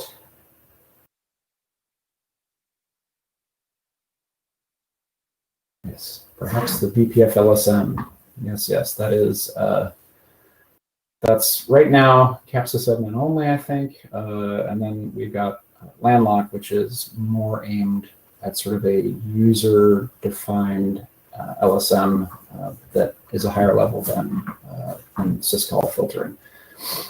Anyway, so it's mostly, yeah, I think Mikhail got it. SecComp is not really a sandbox. It's just used as a piece for a sandbox. It's mostly about kernel attack surface protection. Anyway, so as I hinted at earlier, SecComp data, changes to SecComp data means changes to the user notify structures. But again, we can handle that. We've sort of figured out what that's going to look like. We can already bump the user notify API whenever we want based on the work that we did for adding addFD. So sort of the start of my trying to think about the RFC here is, can we treat struct SecComp data like a regular extensible argument? In other words, we add a size field as the first addition, and then we add stuff after that, including like flags for new fields. And to go back to the, perhaps we can request the fields we want. These flags can be populated based on the filter options. So, the kernel would not spend a bunch of time copying data in and out of the SecComp data area for the filters to examine, unless those things had been requested. And then we reserve some sort of fixed size hole for future contents. 640K would be enough for anybody. And then we put the extensible argument after the hole, if there is one. Let's see. So then we're back to, how do we deal with extensible arguments? We're dealing with the kernel user space size mismatch, which for the extensible argument syscalls is handled very cleanly. For SecComp, there are some minor subtleties here. So the easy case is if the expected size of the EA on the kernel side is smaller than what the user thinks it's going to be. On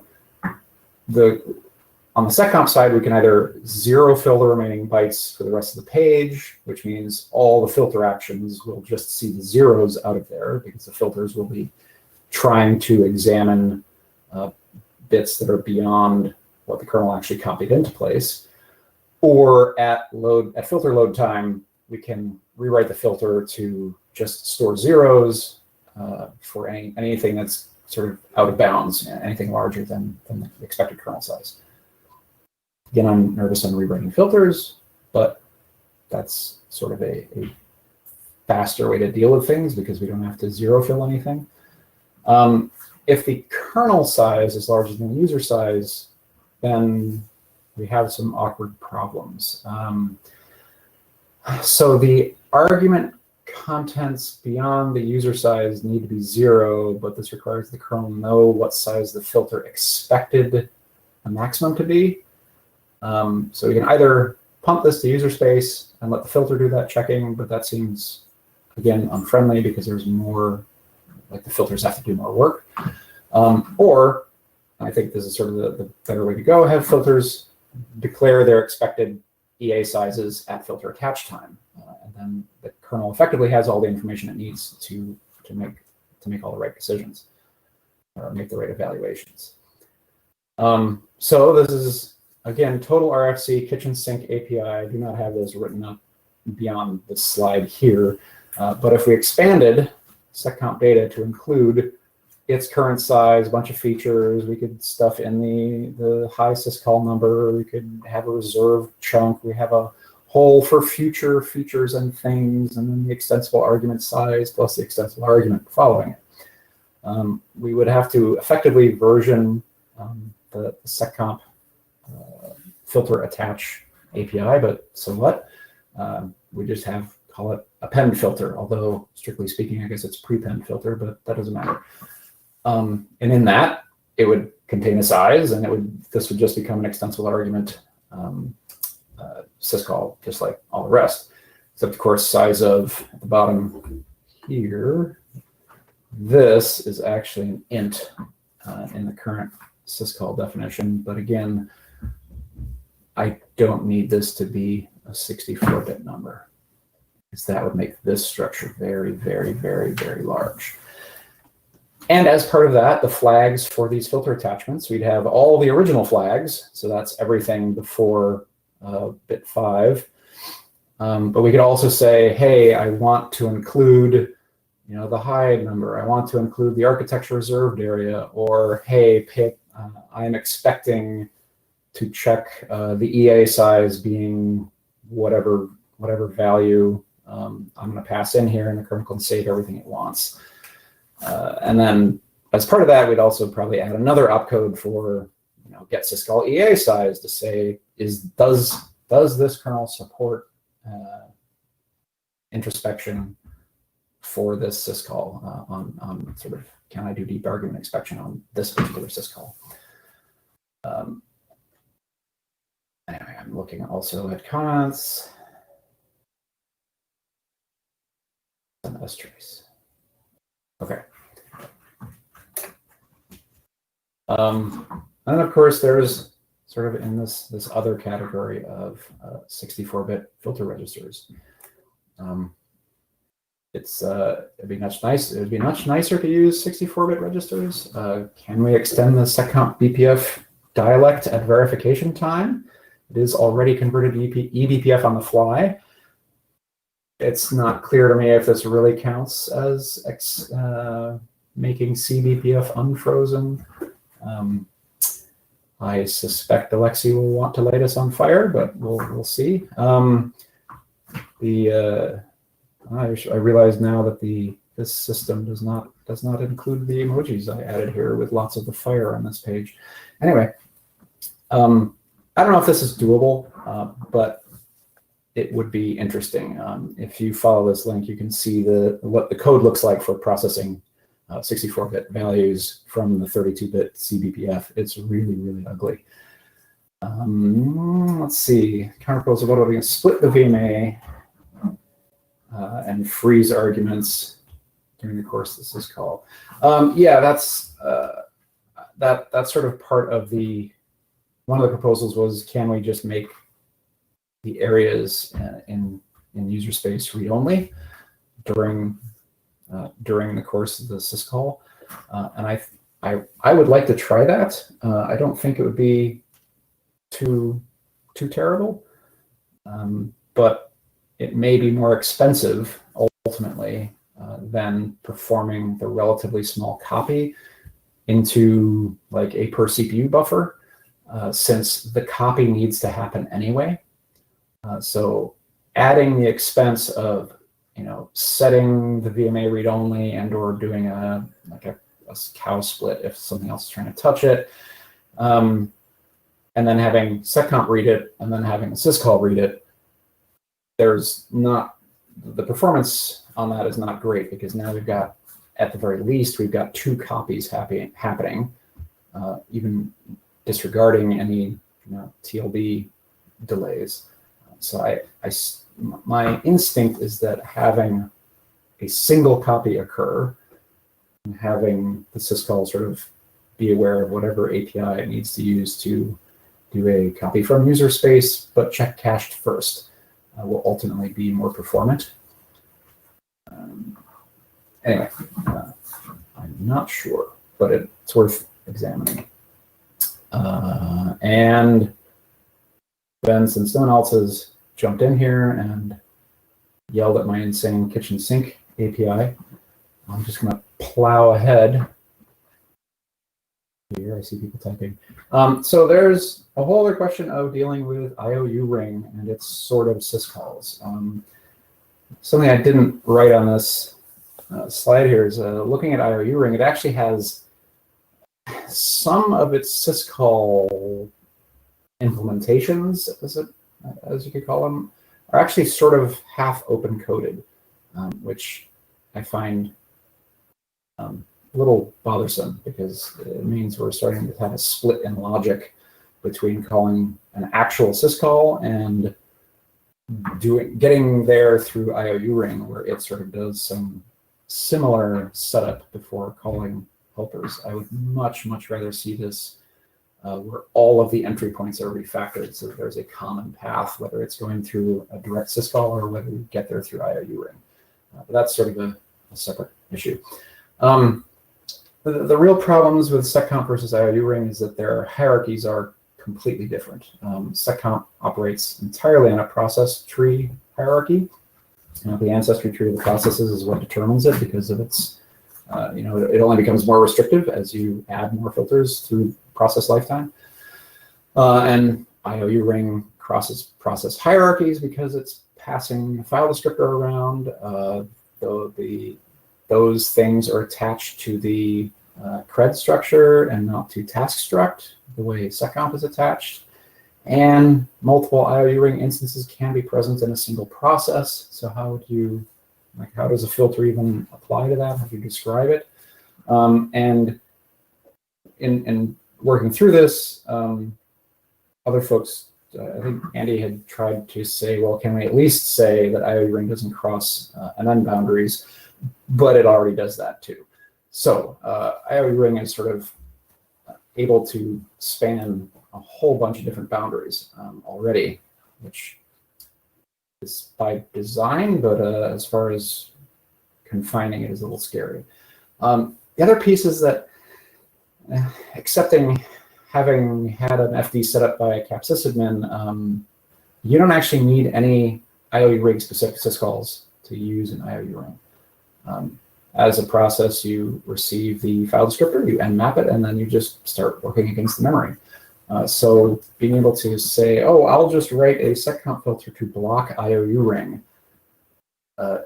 is not necessarily foolproof. So really, it seems like dealing with IOU ring seems best suited for LSMs. Okay, but that just means even more strongly we need a user space or a user, not sysadmin based LSM that we can add. Recycling. Because talking about a new set of hooks for syscall argument inspection. Yeah, that could work. We would need yet another API for defining how those exist, and I think it would also mean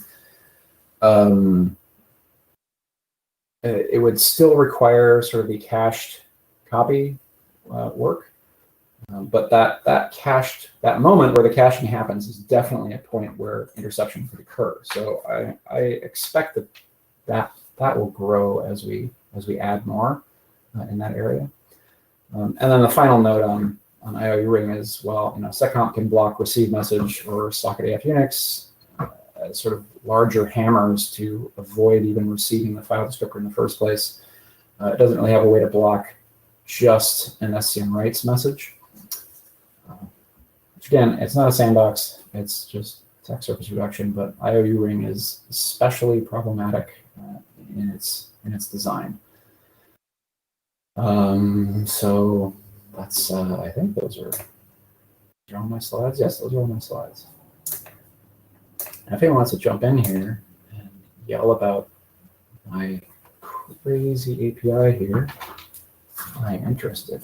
Please turn on your cameras. It's faster to talk than for you to type and me to read. Are people worried about IOU ring already not being interceptable? Yes, so there have been multiple proposals on how to create restrictions within IOU ring because of these total lack of boundaries and passing file descriptors around where you've got a collection of open files and you can read and write through things. This concept was, wait, I want to be able to pass my IOU ring instance to some other process, but I don't want it to be able to see or access these file descriptors or those other things, or I want to pass it, but I don't want it to add more file descriptors to the IOU ring. So yeah, there's quite a few different cases that I understand to be relevant from reading the threads on confining IOU ring, but ultimately it looked like because IOU ring's design is so completely different from sort of standard syscall management that seccomp does not map very well, and they're effectively working on creating their own restriction. API. Reading here. Christian, I know you have a working camera, don't you? I don't think, I really hope, Sergeant, I hope that IOU ring does not add exec, if that's what you mean.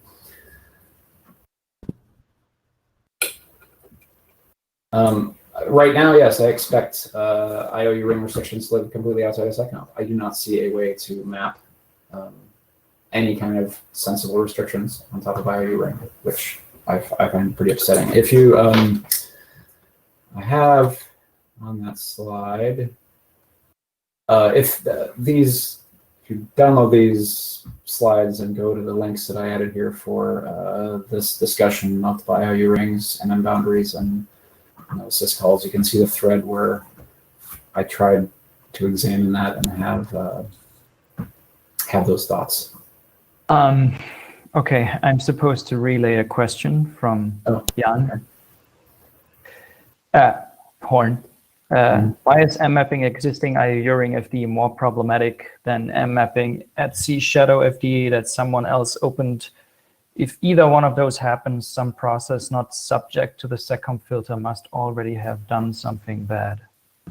I agree that the badness quotient of setup is similar, but I would argue that the effects, like you're using Etsy Shadow as an example to expand a mistake to something that can be taken over. But if you are, in theory, an already confined process, you have sort of narrow control on what syscalls you can use. So yes, maybe you could write Etsy Shadow and cause problems, but if you can call whatever additional syscalls IOU ring has made available to you through their IOU ring, that seems like a sort of multiplicative expansion of attack surface.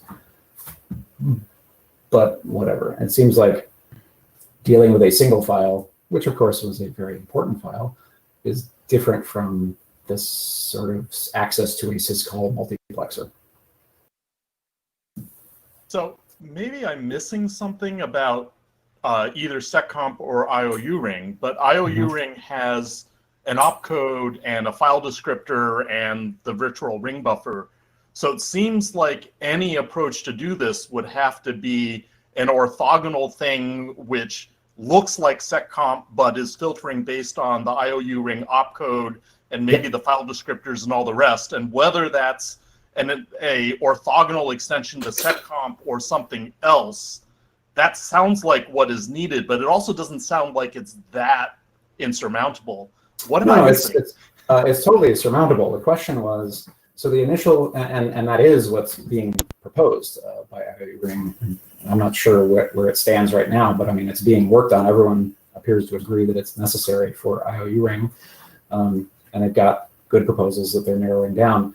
The question was, were they creating were they reinventing the wheel? Like, hey, we're gonna block access to file descriptors and syscalls. Like, well, that kind of sounds like SecComp. Like, shouldn't we avoid duplicating effort here? But the IOU ring people weren't necessarily sure, and I hadn't had time to look at it until relatively recently. So when I started that thread that I reference here, it was sort of like let's compare notes. Let me ask questions about how this works, and I'll tell you how SecComp works, and we sort of had that discussion about how very orthogonal the protection methods are. And I sort of left it as, yeah, SecComp's going to continue to ignore IOU ring because they are so extraordinarily different in their methodologies, and the IOU ring restriction API will continue on and be the way to block IOU ring. The problem I see with it, though, is that it's blocking specific.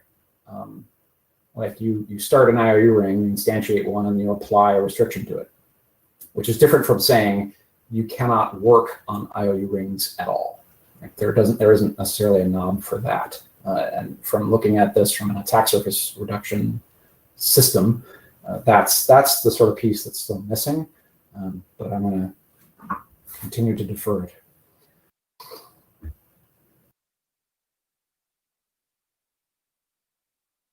what I was saying earlier about the exec thing, if we can switch back to that, exec is a syscall that or the exec suite of syscalls are one that we've identified as high risk. Pretty much the first thing an attacker does is like run bin sh. Monitoring exec and just like seeing if it's happening in a container is pretty quick indicator that someone's broken into it. What we would like to do is be able to filter exec. So exec is one of those syscalls that has multiple layers of indirection. So you have one layer of indirection for your arg structure, and then one layer of indirection for the actual arguments themselves.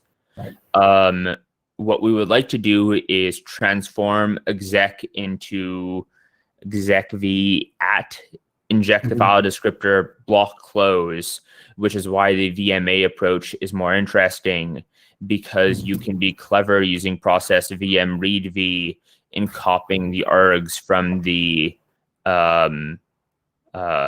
process under management compared to other solutions. Yeah, that's a good point. I'll think about that. I wonder if that's. I wonder if there's some overlap with sort of the programmatic LSMs or the BPF LSM or some other pieces there to see what the right path would be for that. But yeah, introspection of exec would be good. I've just warned. We've got 1 minute left here. So Jens is saying through Christian block IOU ring setup.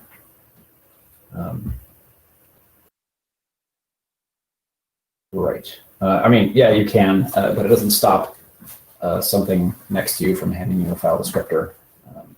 Like normally, there's sort of a syscall entry point. Like you get a file descriptor. Like if I get a PID FD and I turn around and hand it back to a syscall, I could have blocked that syscall. But if I get a IOU ring FD, now I can just nmap it and write it. So it's like blocking all of nmap, or like the path to covering all the holes to get out an IOU rings, syscall multiplexer gets complex. But again, like I said, it seems like they're orthogonal.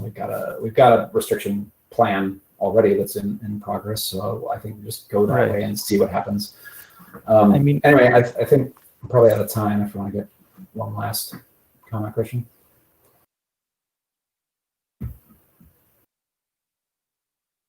And now we're out of time. Okay, cool. Well, thank you very much. I'm gonna hopefully put some more proposals together and get stuff posted to the list and add some thoughts here. But please talk to me online, wherever, if you have more thoughts and ideas. Thanks a lot.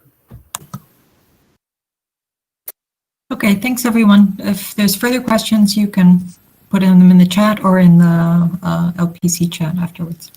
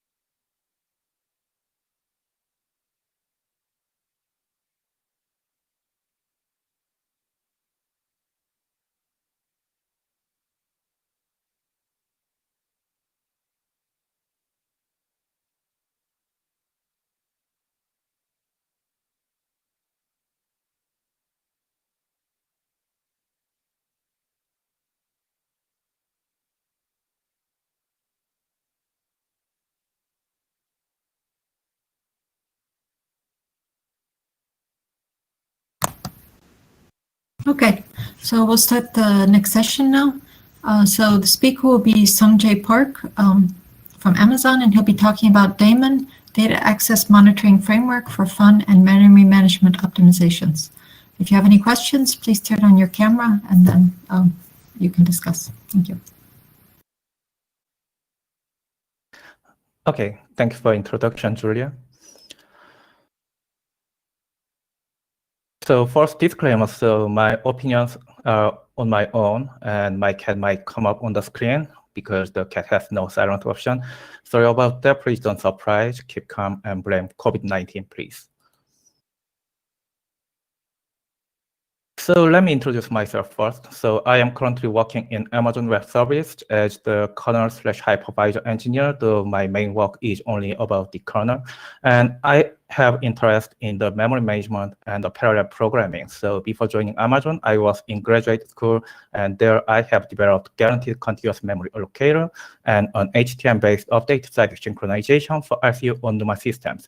While doing those projects, I realized that I am not really looking at how the data items in the systems are really accessed. So from that, I have started this project. Because we are all busy, I have summarized all of this talk in this one slide. So now the system administrators and the kernel subsystems on configure daemon enabled kernel can monitor the data access of the system and the workload for their fun and better memory management using this very simple way. And also there are patch sets, so review please. So this is all. So you can go out now. Just kidding. Please listen more. Okay, so the overview, I will give you the motivation of this work and explain about daemon itself, and then show a live demonstration, and then share the evaluation research and discuss about the plans and conclude. First, motivation. So for a good memory management, the access patterns are really needed.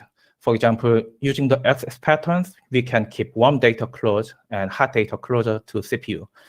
However, the Linux kernel memory management subsystems get the information with fundamentally the page table entries access bit manipulation. The downside of this is the information is quite coarse. We can know only if the pages are accessed or not between some events, such as the memory pressures.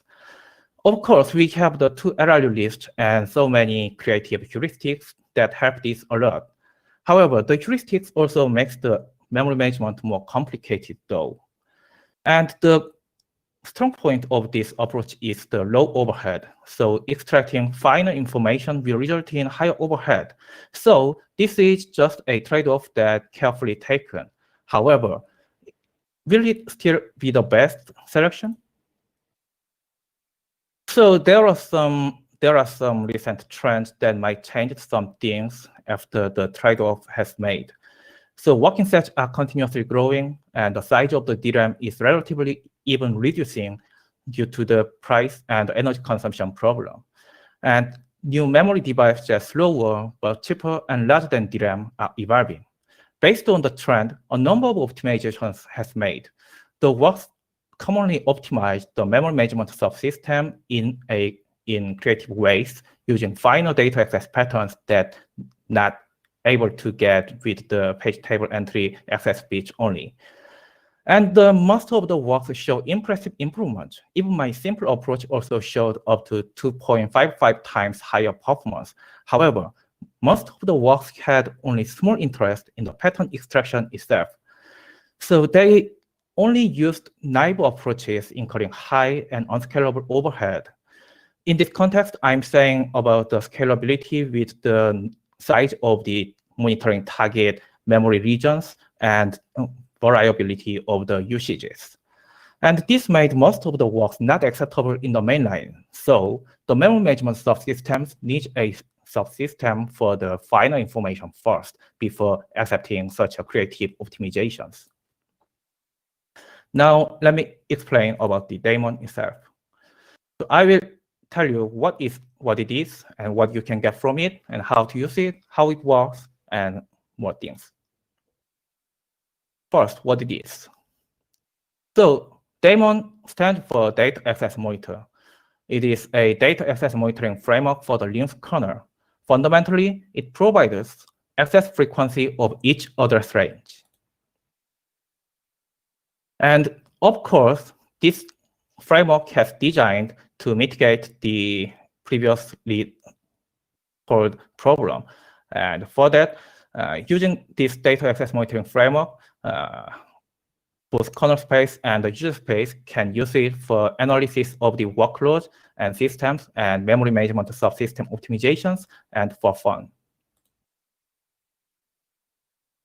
So daemon is designed to mitigate the overhead accuracy problem I already mentioned.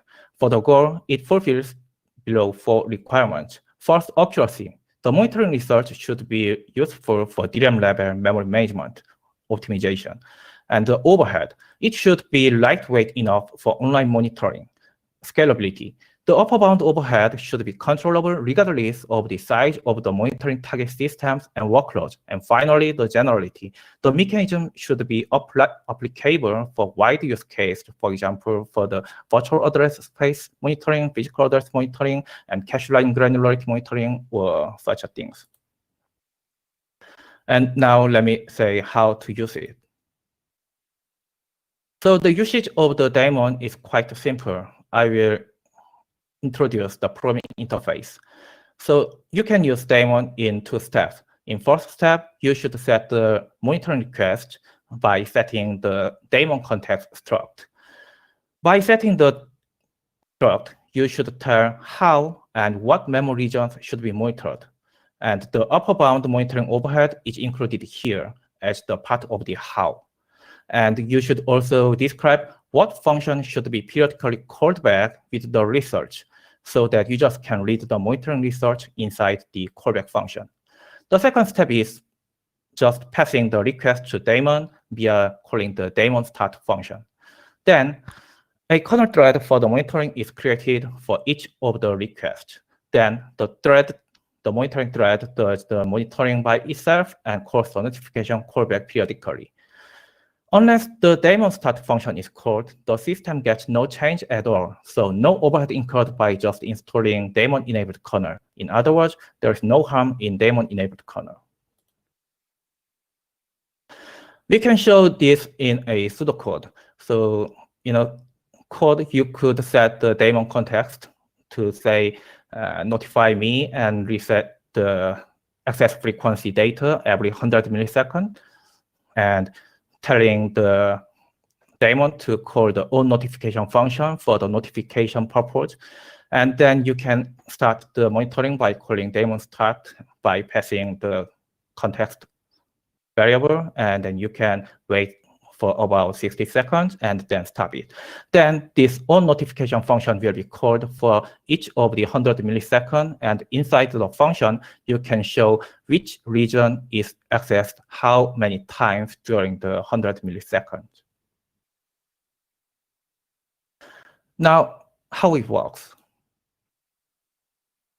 First, the control of the overhead and accuracy. So daemon controls overhead and monitoring accuracy by applying 3 mechanisms step by step. The first step is straightforward access monitoring, which provides the fixed granularity monitoring, and then it implements region-based sampling mechanism, which provides elastic granularity monitoring.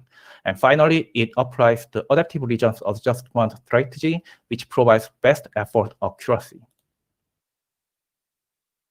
So the first stage is the straightforward access monitoring. As the name says, it's quite simple. We just periodically check if each monitoring target page is accessed or not. Let's call this period as a sampling interval. And then we aggregate the observations into the access frequencies.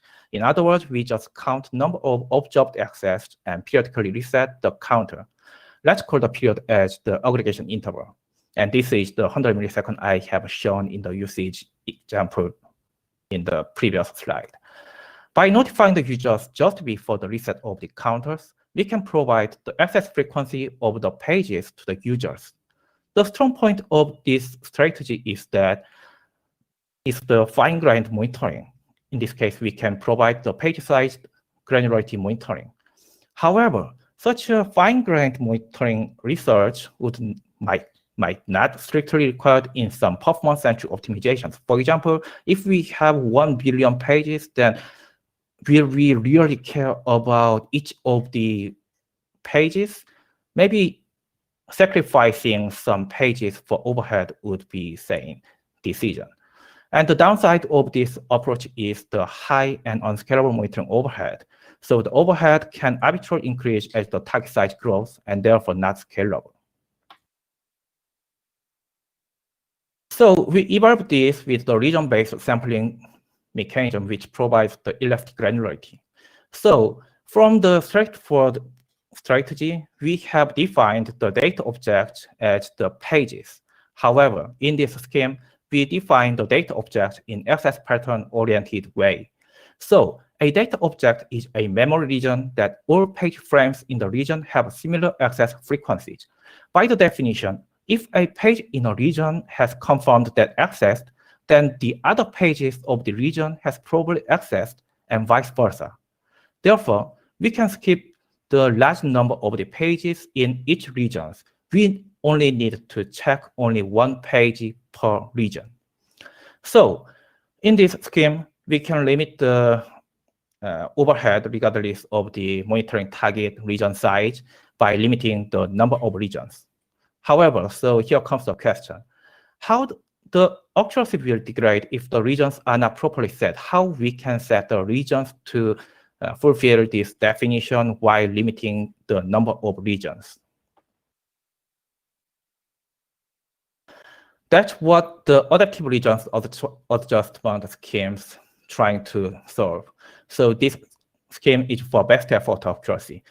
It's also not so complex, it's very simple. We start with the minimal number of regions covering entire target memory areas. And then for each aggregation interval, we merge adjacent regions having similar access frequencies to one region, and then split each region into 2 or 3 dependent states, because in some case there is a corner case that splitting each region into only 2 regions can not make progress with the randomly sized, and this split is made with the randomly sized subregions.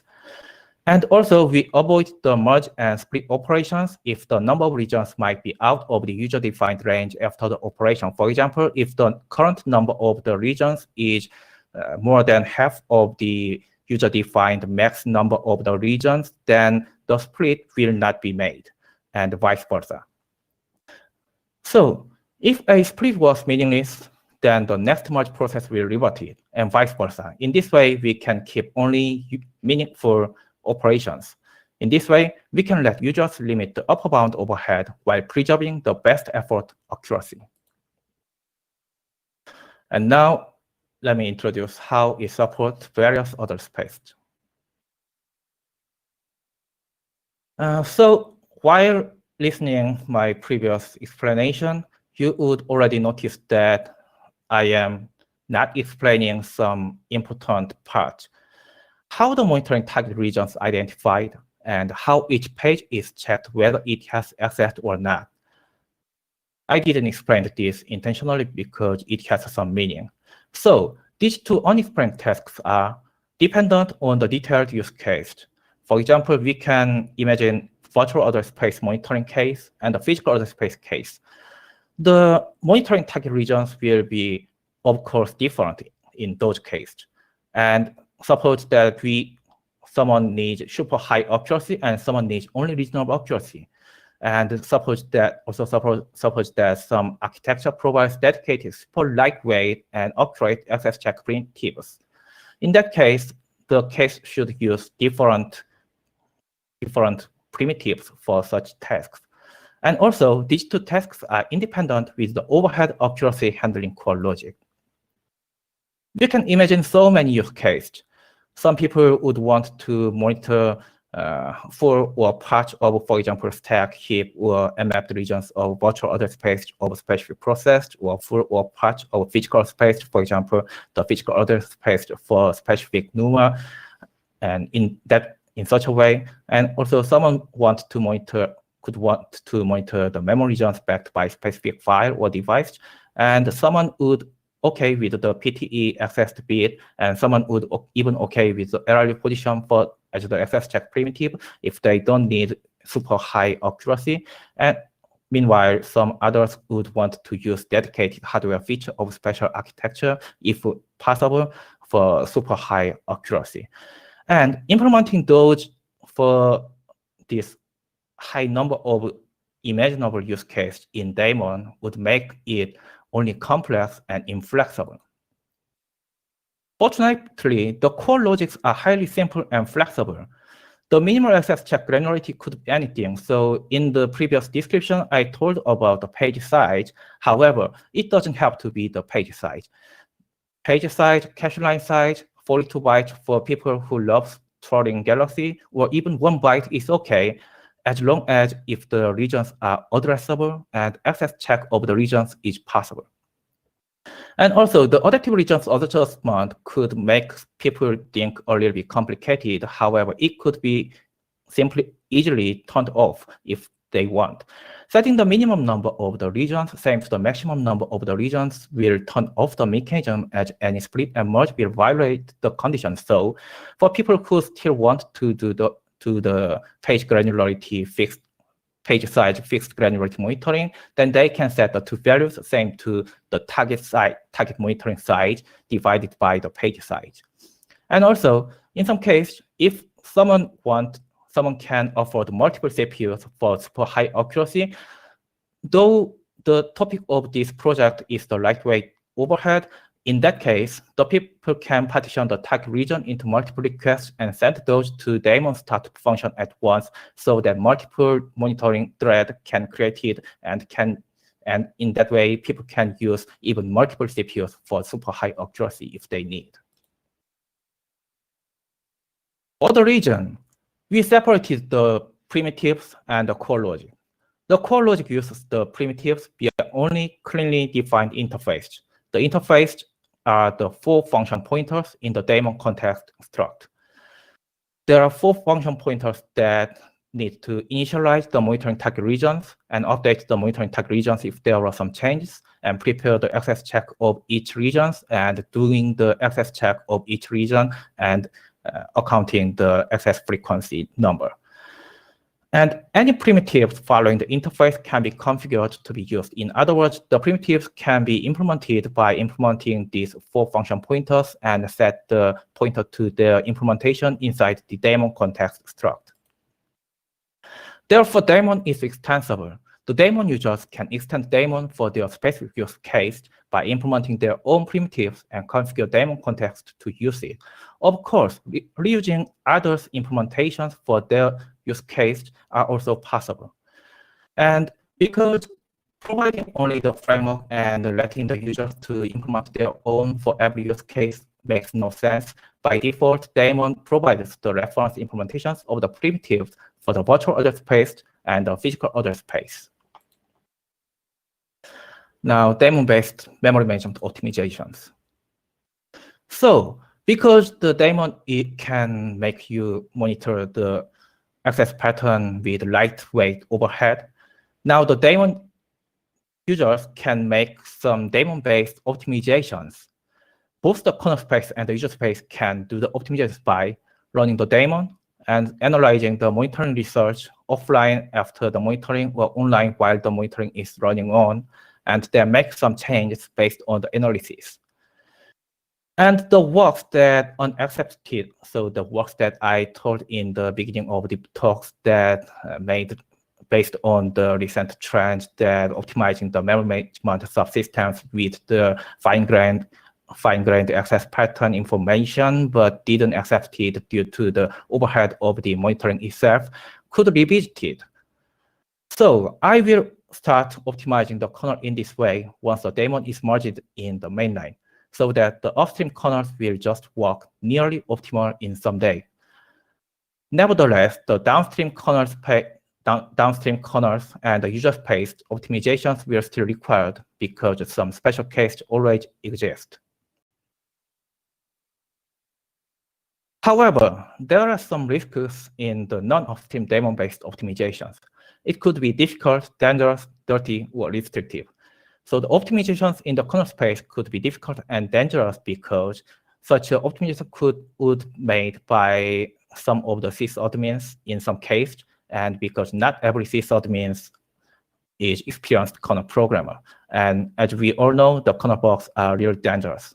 And optimizations in the user space could be dirty and restrictive because receiving and analyzing the research from the kernel's daemon could require some lines of code.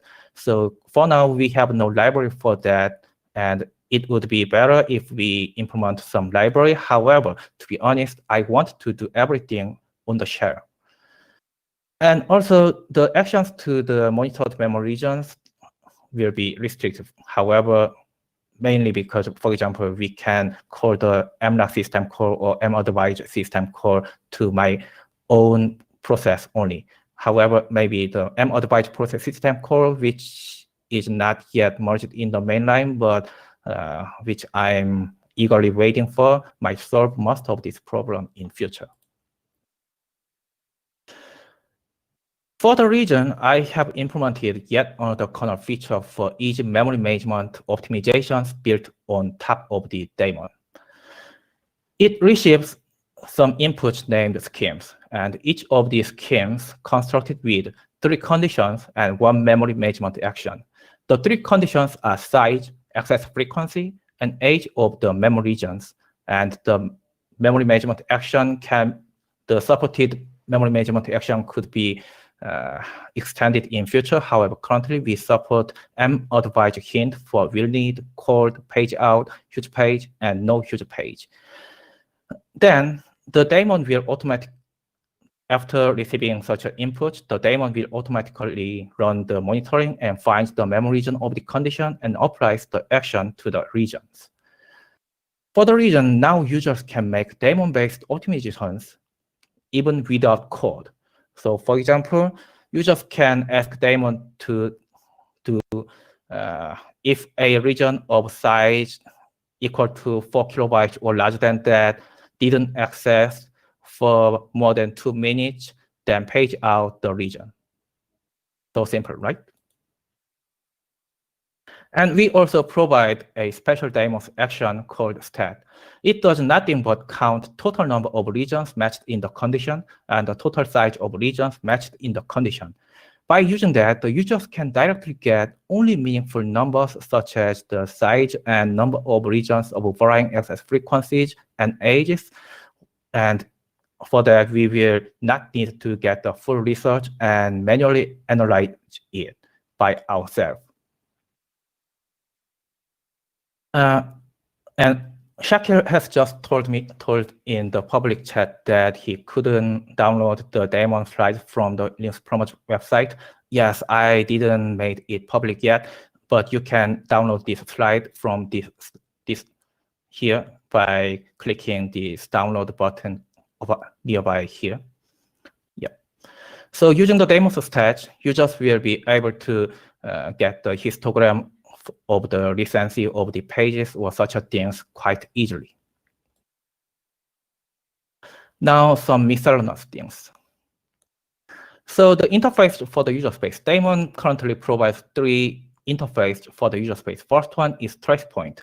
While running the monitoring, it provides the monitoring research via the trace point always. However, the monitoring should be manually turned on and off. And also, Alexander has asked in public chat that what is the minimal monitoring granularity for x86-64? Thanks for question. And as he assumed, yes, it's 4K for now. And the second interface for the user space is daemon debug FS interface. It receives monitoring requests and provides monitoring records. So it supports both the virtual address and physical address monitoring. In other words, this is the API for the development of other user space tools using daemon. And finally, daemon also provides a built-in user space tool called daemon operator, or in short, daemon. This is a reference implementation of the user space tool built on the debug.fs interface. It provides human-friendly interface and monitoring research visualization. And the daemon also provides a few number of tests. It has several automated tests inside the patch set and outside the patch set. Inside the patch set, it provides user space tests built on K-self test and unit tests built on top of K-unit. And outside the patch set, it has correctness tests and performance tests that time consuming. And outside the patch set test might be open sourced eventually so that it can be also used as a getting started guideline. Okay, now live demo. Let me share my screen first.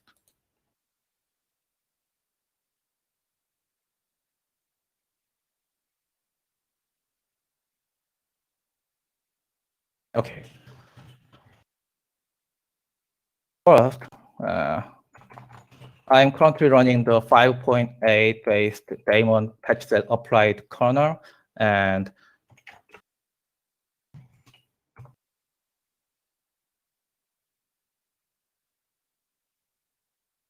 can show that we are running the daemon enabled kernel, and I will to demonstrate we need a workload doing some specific memory access. For the reason, I will use this demonstration program. This is a simulator for intense memory access. This is designed to be used for test of the performance or behavior of specific memory pattern on specific memory system. However, it can be used for demonstration of daemon, of course. And it receives the configs of the access pattern. For the region, I have made a config that configured with two regions sized 100 megabytes and named as A and B. And it has some phases. In the initial phase, for the 10 seconds, it accesses both A and B frequently. And then in next phase, for 5 seconds, it accesses only A, then for 5 seconds for only B, then 5 seconds for only A, then only B, then only A, and only B. We can start the monitoring and recording using the user space tool I mentioned before. It is in the Linux tools demo, and we can record the command or running PID using the PID or even the PID FD. And before showing that, I will show you whether the overhead is really small or not. Oops. I forgot making, sorry. Yeah, so now we can show the test program is running with 100% CPU. However, the kdaemon_d is the name of the monitoring thread, and you can show it consumes only, well, it consumes a little bit higher than usual. It consumes about 0.7 or 1.1% CPU now. It usually consumes only 0.3% CPU. However, it consumes a little bit more than usual. Now, maybe the Murphy's rule works. So yes, the program has run. So it ran initial phase, low phase, high phase, low phase 1, 2. And now we can show whether the monitoring has made well or not by using the report feature. This feature shows the raw format of the data access that monitored. As you can show, it captured accessing only 100 megabyte regions, not other 100 megabyte regions.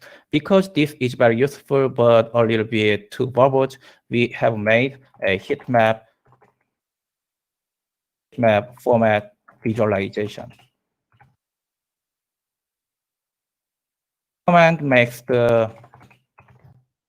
makes the recorded access pattern into the heat map format and put that in the PDF format. Also, PNG, JPG, and SVG are supported.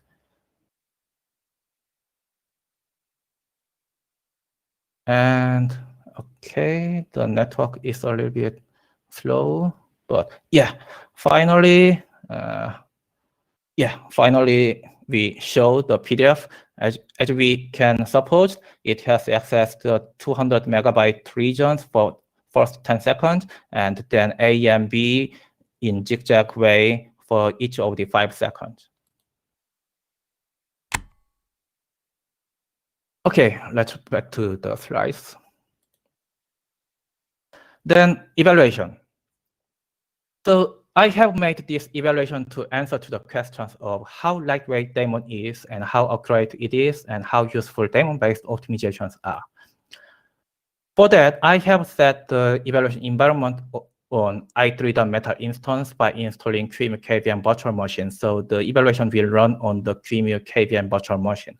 And the virtual machine utilizes 36 vCPUs, 128 gigabyte memory, and 4 gigabyte VRAM swap device, and run the Ubuntu 18.04, which set the THP-enabled policy as advised by default, and use the Linux B 5.8 plus daemon patch set applied kernel, which I just showed in the demonstration. And the source tree is also available. And we use the 25 realistic benchmark workload from the parsec tree and splash2x. And the daemon monitor for the evaluation, I use the default values of the monitoring attributes. That is the 5 millisecond sampling interval, 100 millisecond aggregation interval, and 1 second regions update intervals. And the ranges of the number of regions are at minimum 10 and at maximum 1,000. And for evaluation of the variable use case, we have 6 variants. First one is daemon turned off version, which therefore this will be sent to the vanilla kernel. And second one is daemon for virtual address of the workload monitoring has turned on version. And the PRAG is daemon monitoring for entire physical address monitoring is turned on version. And the THP variant is the THP-enabled policy is set as always. And this is just only to be compared with the eTHP, which I will now explain. And the eTHP is the daemon-based operation scheme called eTHP is applied. The scheme is like this: for regions having for any regions having 5% access frequency, apply the MADV huge page hint. And for regions same to or larger than 2 megabytes and not accessed at all for 7 or more seconds, then apply no huge page hint. And final variant is the daemon-based operation scheme called PRCL is applied. The scheme is as this: for regions equal to 4 kilobytes or larger than that and not accessed at all for more than 10 seconds, apply MADV page out. Quite easy, right? And so on this setup, I have measured the runtime of each of the workload and system memory usage and residential size of the workload for each of the workload and variant combinations. Note that the memory usages are periodically measured and averaged. And every data is average of 5 different runs, which is done to minimize the outliers. And the test automation code might be open sourced and last, hopefully. And the detailed results are available online, so you can go to the homepage to see the detailed research. However, because there are so many numbers, I will not show details of each of the numbers. However, I will provide you only the analyzed summary. First, the overhead. The overhead is quite modest. Normally, only 0.3% CPU is used by the monitoring thread, though from the demonstration before, it showed up to 1% CPU. However, it's still quite low, right? And in total, the virtual address monitoring and physical address monitoring respectively incurred only about 1.4% and 1.9% target workload slowdown, and 0.1% and minus 1.6% memory usage, system memory usage overhead, and 0.2% minus 0.2% RSS overhead. And also in here, please note that the small difference between the virtual address monitoring and physical address monitoring, despite of the big target size difference. I mean, for the physical address monitoring, it monitors the 128 gigabytes of the virtual memory of the virtual machine. And in case of the virtual address space monitoring, it monitored only, in minimal case, 6 megabytes only, and in most cases, only 9 gigabyte memory regions of the virtual address space. However, the difference was quite small. So we can say the target size doesn't affect the overhead as promised. And Shakir has just again asked in public chat that how many parallel workloads were running. In this evaluation, we ran only the target workload one by one. So there were only one workload at that time. And the monitoring result seems reasonably accurate to my human eyes. We have made various visualization of the monitoring research, including the heat map pattern that I just demonstrated before, and the working set size distribution based on the size and time, and the number of the monitoring target regions based on the number and the time, because the third one can show whether the adaptive regions adjustment mechanism really works, so that the monitoring overhead can be quite low. So we confirmed that all of the research shows clearly reasonable access pattern that seems to human eye. And for this, I was not able to measure the accuracy in a number, but used only the human eye because I have no quite well-trained neural network for that. Just my human brain is the best neural network for such a purpose. And let's show how was the daemon-based operation schemes worked well. So the ETHP supposed to preserve the speed up of the THP while reducing the memory block problem of the THP, right? And in case of the splash track solution NSP workload, the THP achieved 34% speed up, but incurred 80% system memory waste. However, the ETHP applied version achieved about 8% speed up, only 8% speed up, but also only 18% system memory waste. In other words, the ETHP removed 76% of memory waste of the THP while preserving the 23% of the speed up for the workload. And in total, in total of the 25 workloads, it removed about 88% of THP's system memory waste while preserving 88% of THP's speed up. And also note that the ETHP is only for proof of concept scheme and does not optimize for each of the workloads. And now let's see how the daemon-based operation scheme for the proactive reclamation worked. The PRCR supposed to reduce the working set while making only modest slowdown. And in total of the 25 workloads, it incurred about 8% speed down, but reduced about 37% residential set. And in best case, the parsec-3 free QMine workload, it reduced about 91% of residential sets while incurring only 1.5% speed down. Again, please note that this scheme is only for proof of concept and does not optimize for each of the workloads. So as a wrap-up, we can say the daemon is lightweight, accurate, and useful for MM optimizations. Sorry. Now, plans. So the daemon project has started as a prototype research project in name of the DAP trace last year, March, and then I renamed it into daemon and presented at last year Kernel Summit, and then the development resumed in Amazon by end of last year, and then I was able to post the first RFC patch set to LKMM this year, January, and it also introduced in several conferences and medias. And now, there are daemon patch set 3. So there are 20th version daemon patch set and 2 RFC patch set for future changes, which shows how daemon could be evolved. And because those are only for show how it could be evolved, it might not ready to be merged level quality though. So before daemon, it was like this. And inside, using the daemon patch set, we have provided the framework. and low-level primitives for virtual address space, and kernel space application of the data access monitoring feature, and the user space interface, and the user space tools. And with the following RFC patch set named daemons, we provide the daemon-based operation schemes kernel feature, which built on top of the daemon.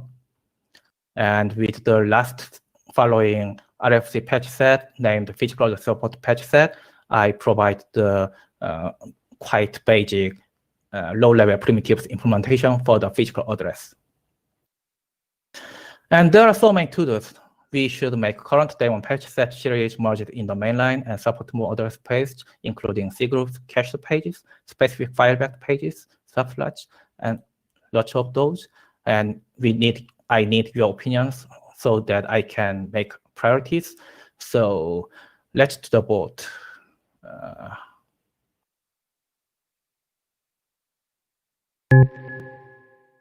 So the vote has started. I will introduce what to-dos are there. So for the support of the other address space, we can imagine cgroups, cached pages, specific fallback pages, swap slots, and such things, and physical address support from daemons. And we can improve the user space interface so that it can support multiple contexts. And maybe some people said that they want the monitoring thread's CPU usage to be charged in the requesting process rather than the kernel space. And we need the optimize for special use case. For example, the page granularity monitoring. Current implementation of the daemon only can induce some space overhead, and for the access or not only monitoring, also it induces some overhead.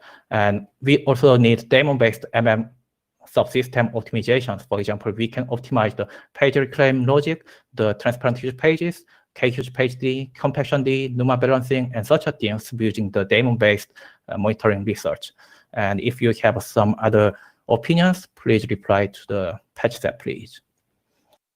And yeah, I will count about 10 seconds to finish the poll.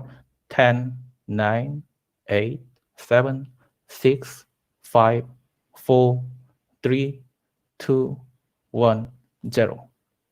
Okay, I will work my best to make this merged in first. Thanks for opinions. Okay, summary. The daemon is a kernel subsystem providing data access monitoring with reasonable best effort accuracy and lightweight overhead and scalable control of it. Both kernel space and the user space could use daemon for analysis, memory management subsystem, or their memory process level memory management optimizations, and for some fun. And the evaluations with 25 realistic workloads said that the benefit could be quite big. And the patch set and 2 RFC patch sets for future features are available in LKEMM. So review, please. And there are some more resources, so you can go there and get it. Thanks. This is the end. And questions? And okay, so inside the public chat, Mitchell has asked, what is the cause of the negative relative memory overhead? I guess that Mitchell is saying about the negative overhead of the physical address space monitoring, right, Mitchell?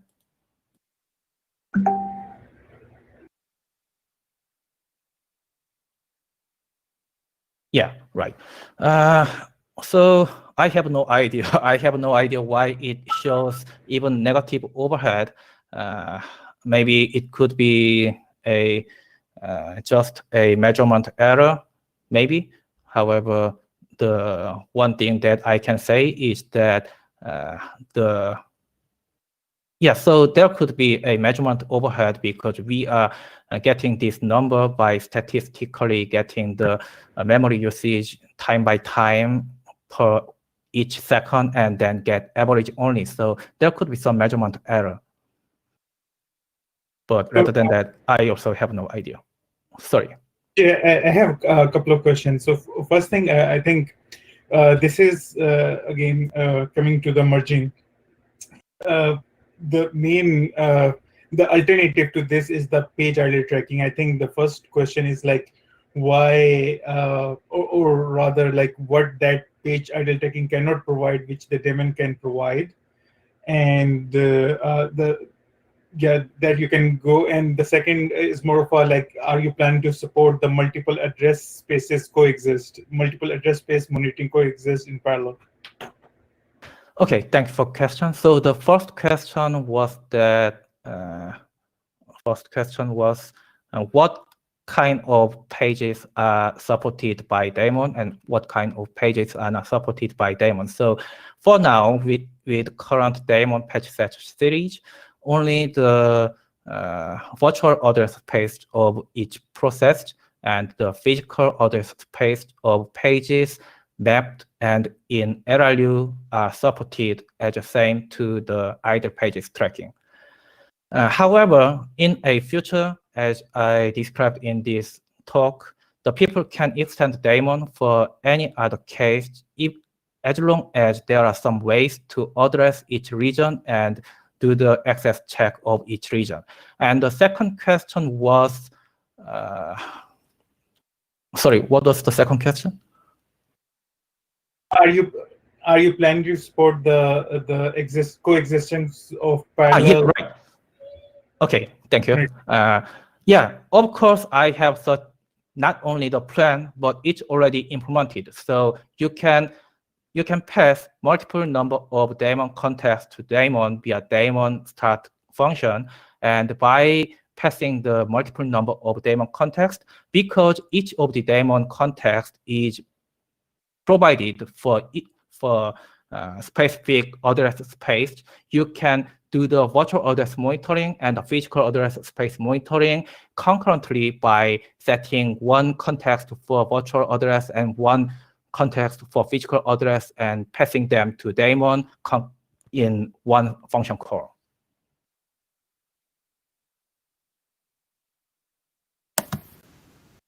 Okay, so we're now pretty much out of time. If you have a quick answer to Jonathan's question, or do you have anything more to add? May I? Okay, thank you. So Jonathan asked in public chat that some of the parsec 3 workloads have ramp time memory usage, so could just be a small change in sampling point or memory use. Sorry, that wasn't really a question. That was kind of a guess at what might be going on with the physical memory negative. Yeah, okay. They're very hard to measure how much memory is being used in some of those. Yeah, okay, thank you for adding the comment. And it sounds makes sense, but yeah, maybe I can take a look in deep later. Thank you. Okay, thank you for the very interesting talk. So if there are further questions, you can discuss on the LPC chat. So thank you. Okay, thank you. And good afternoon, good evening, good night, good morning.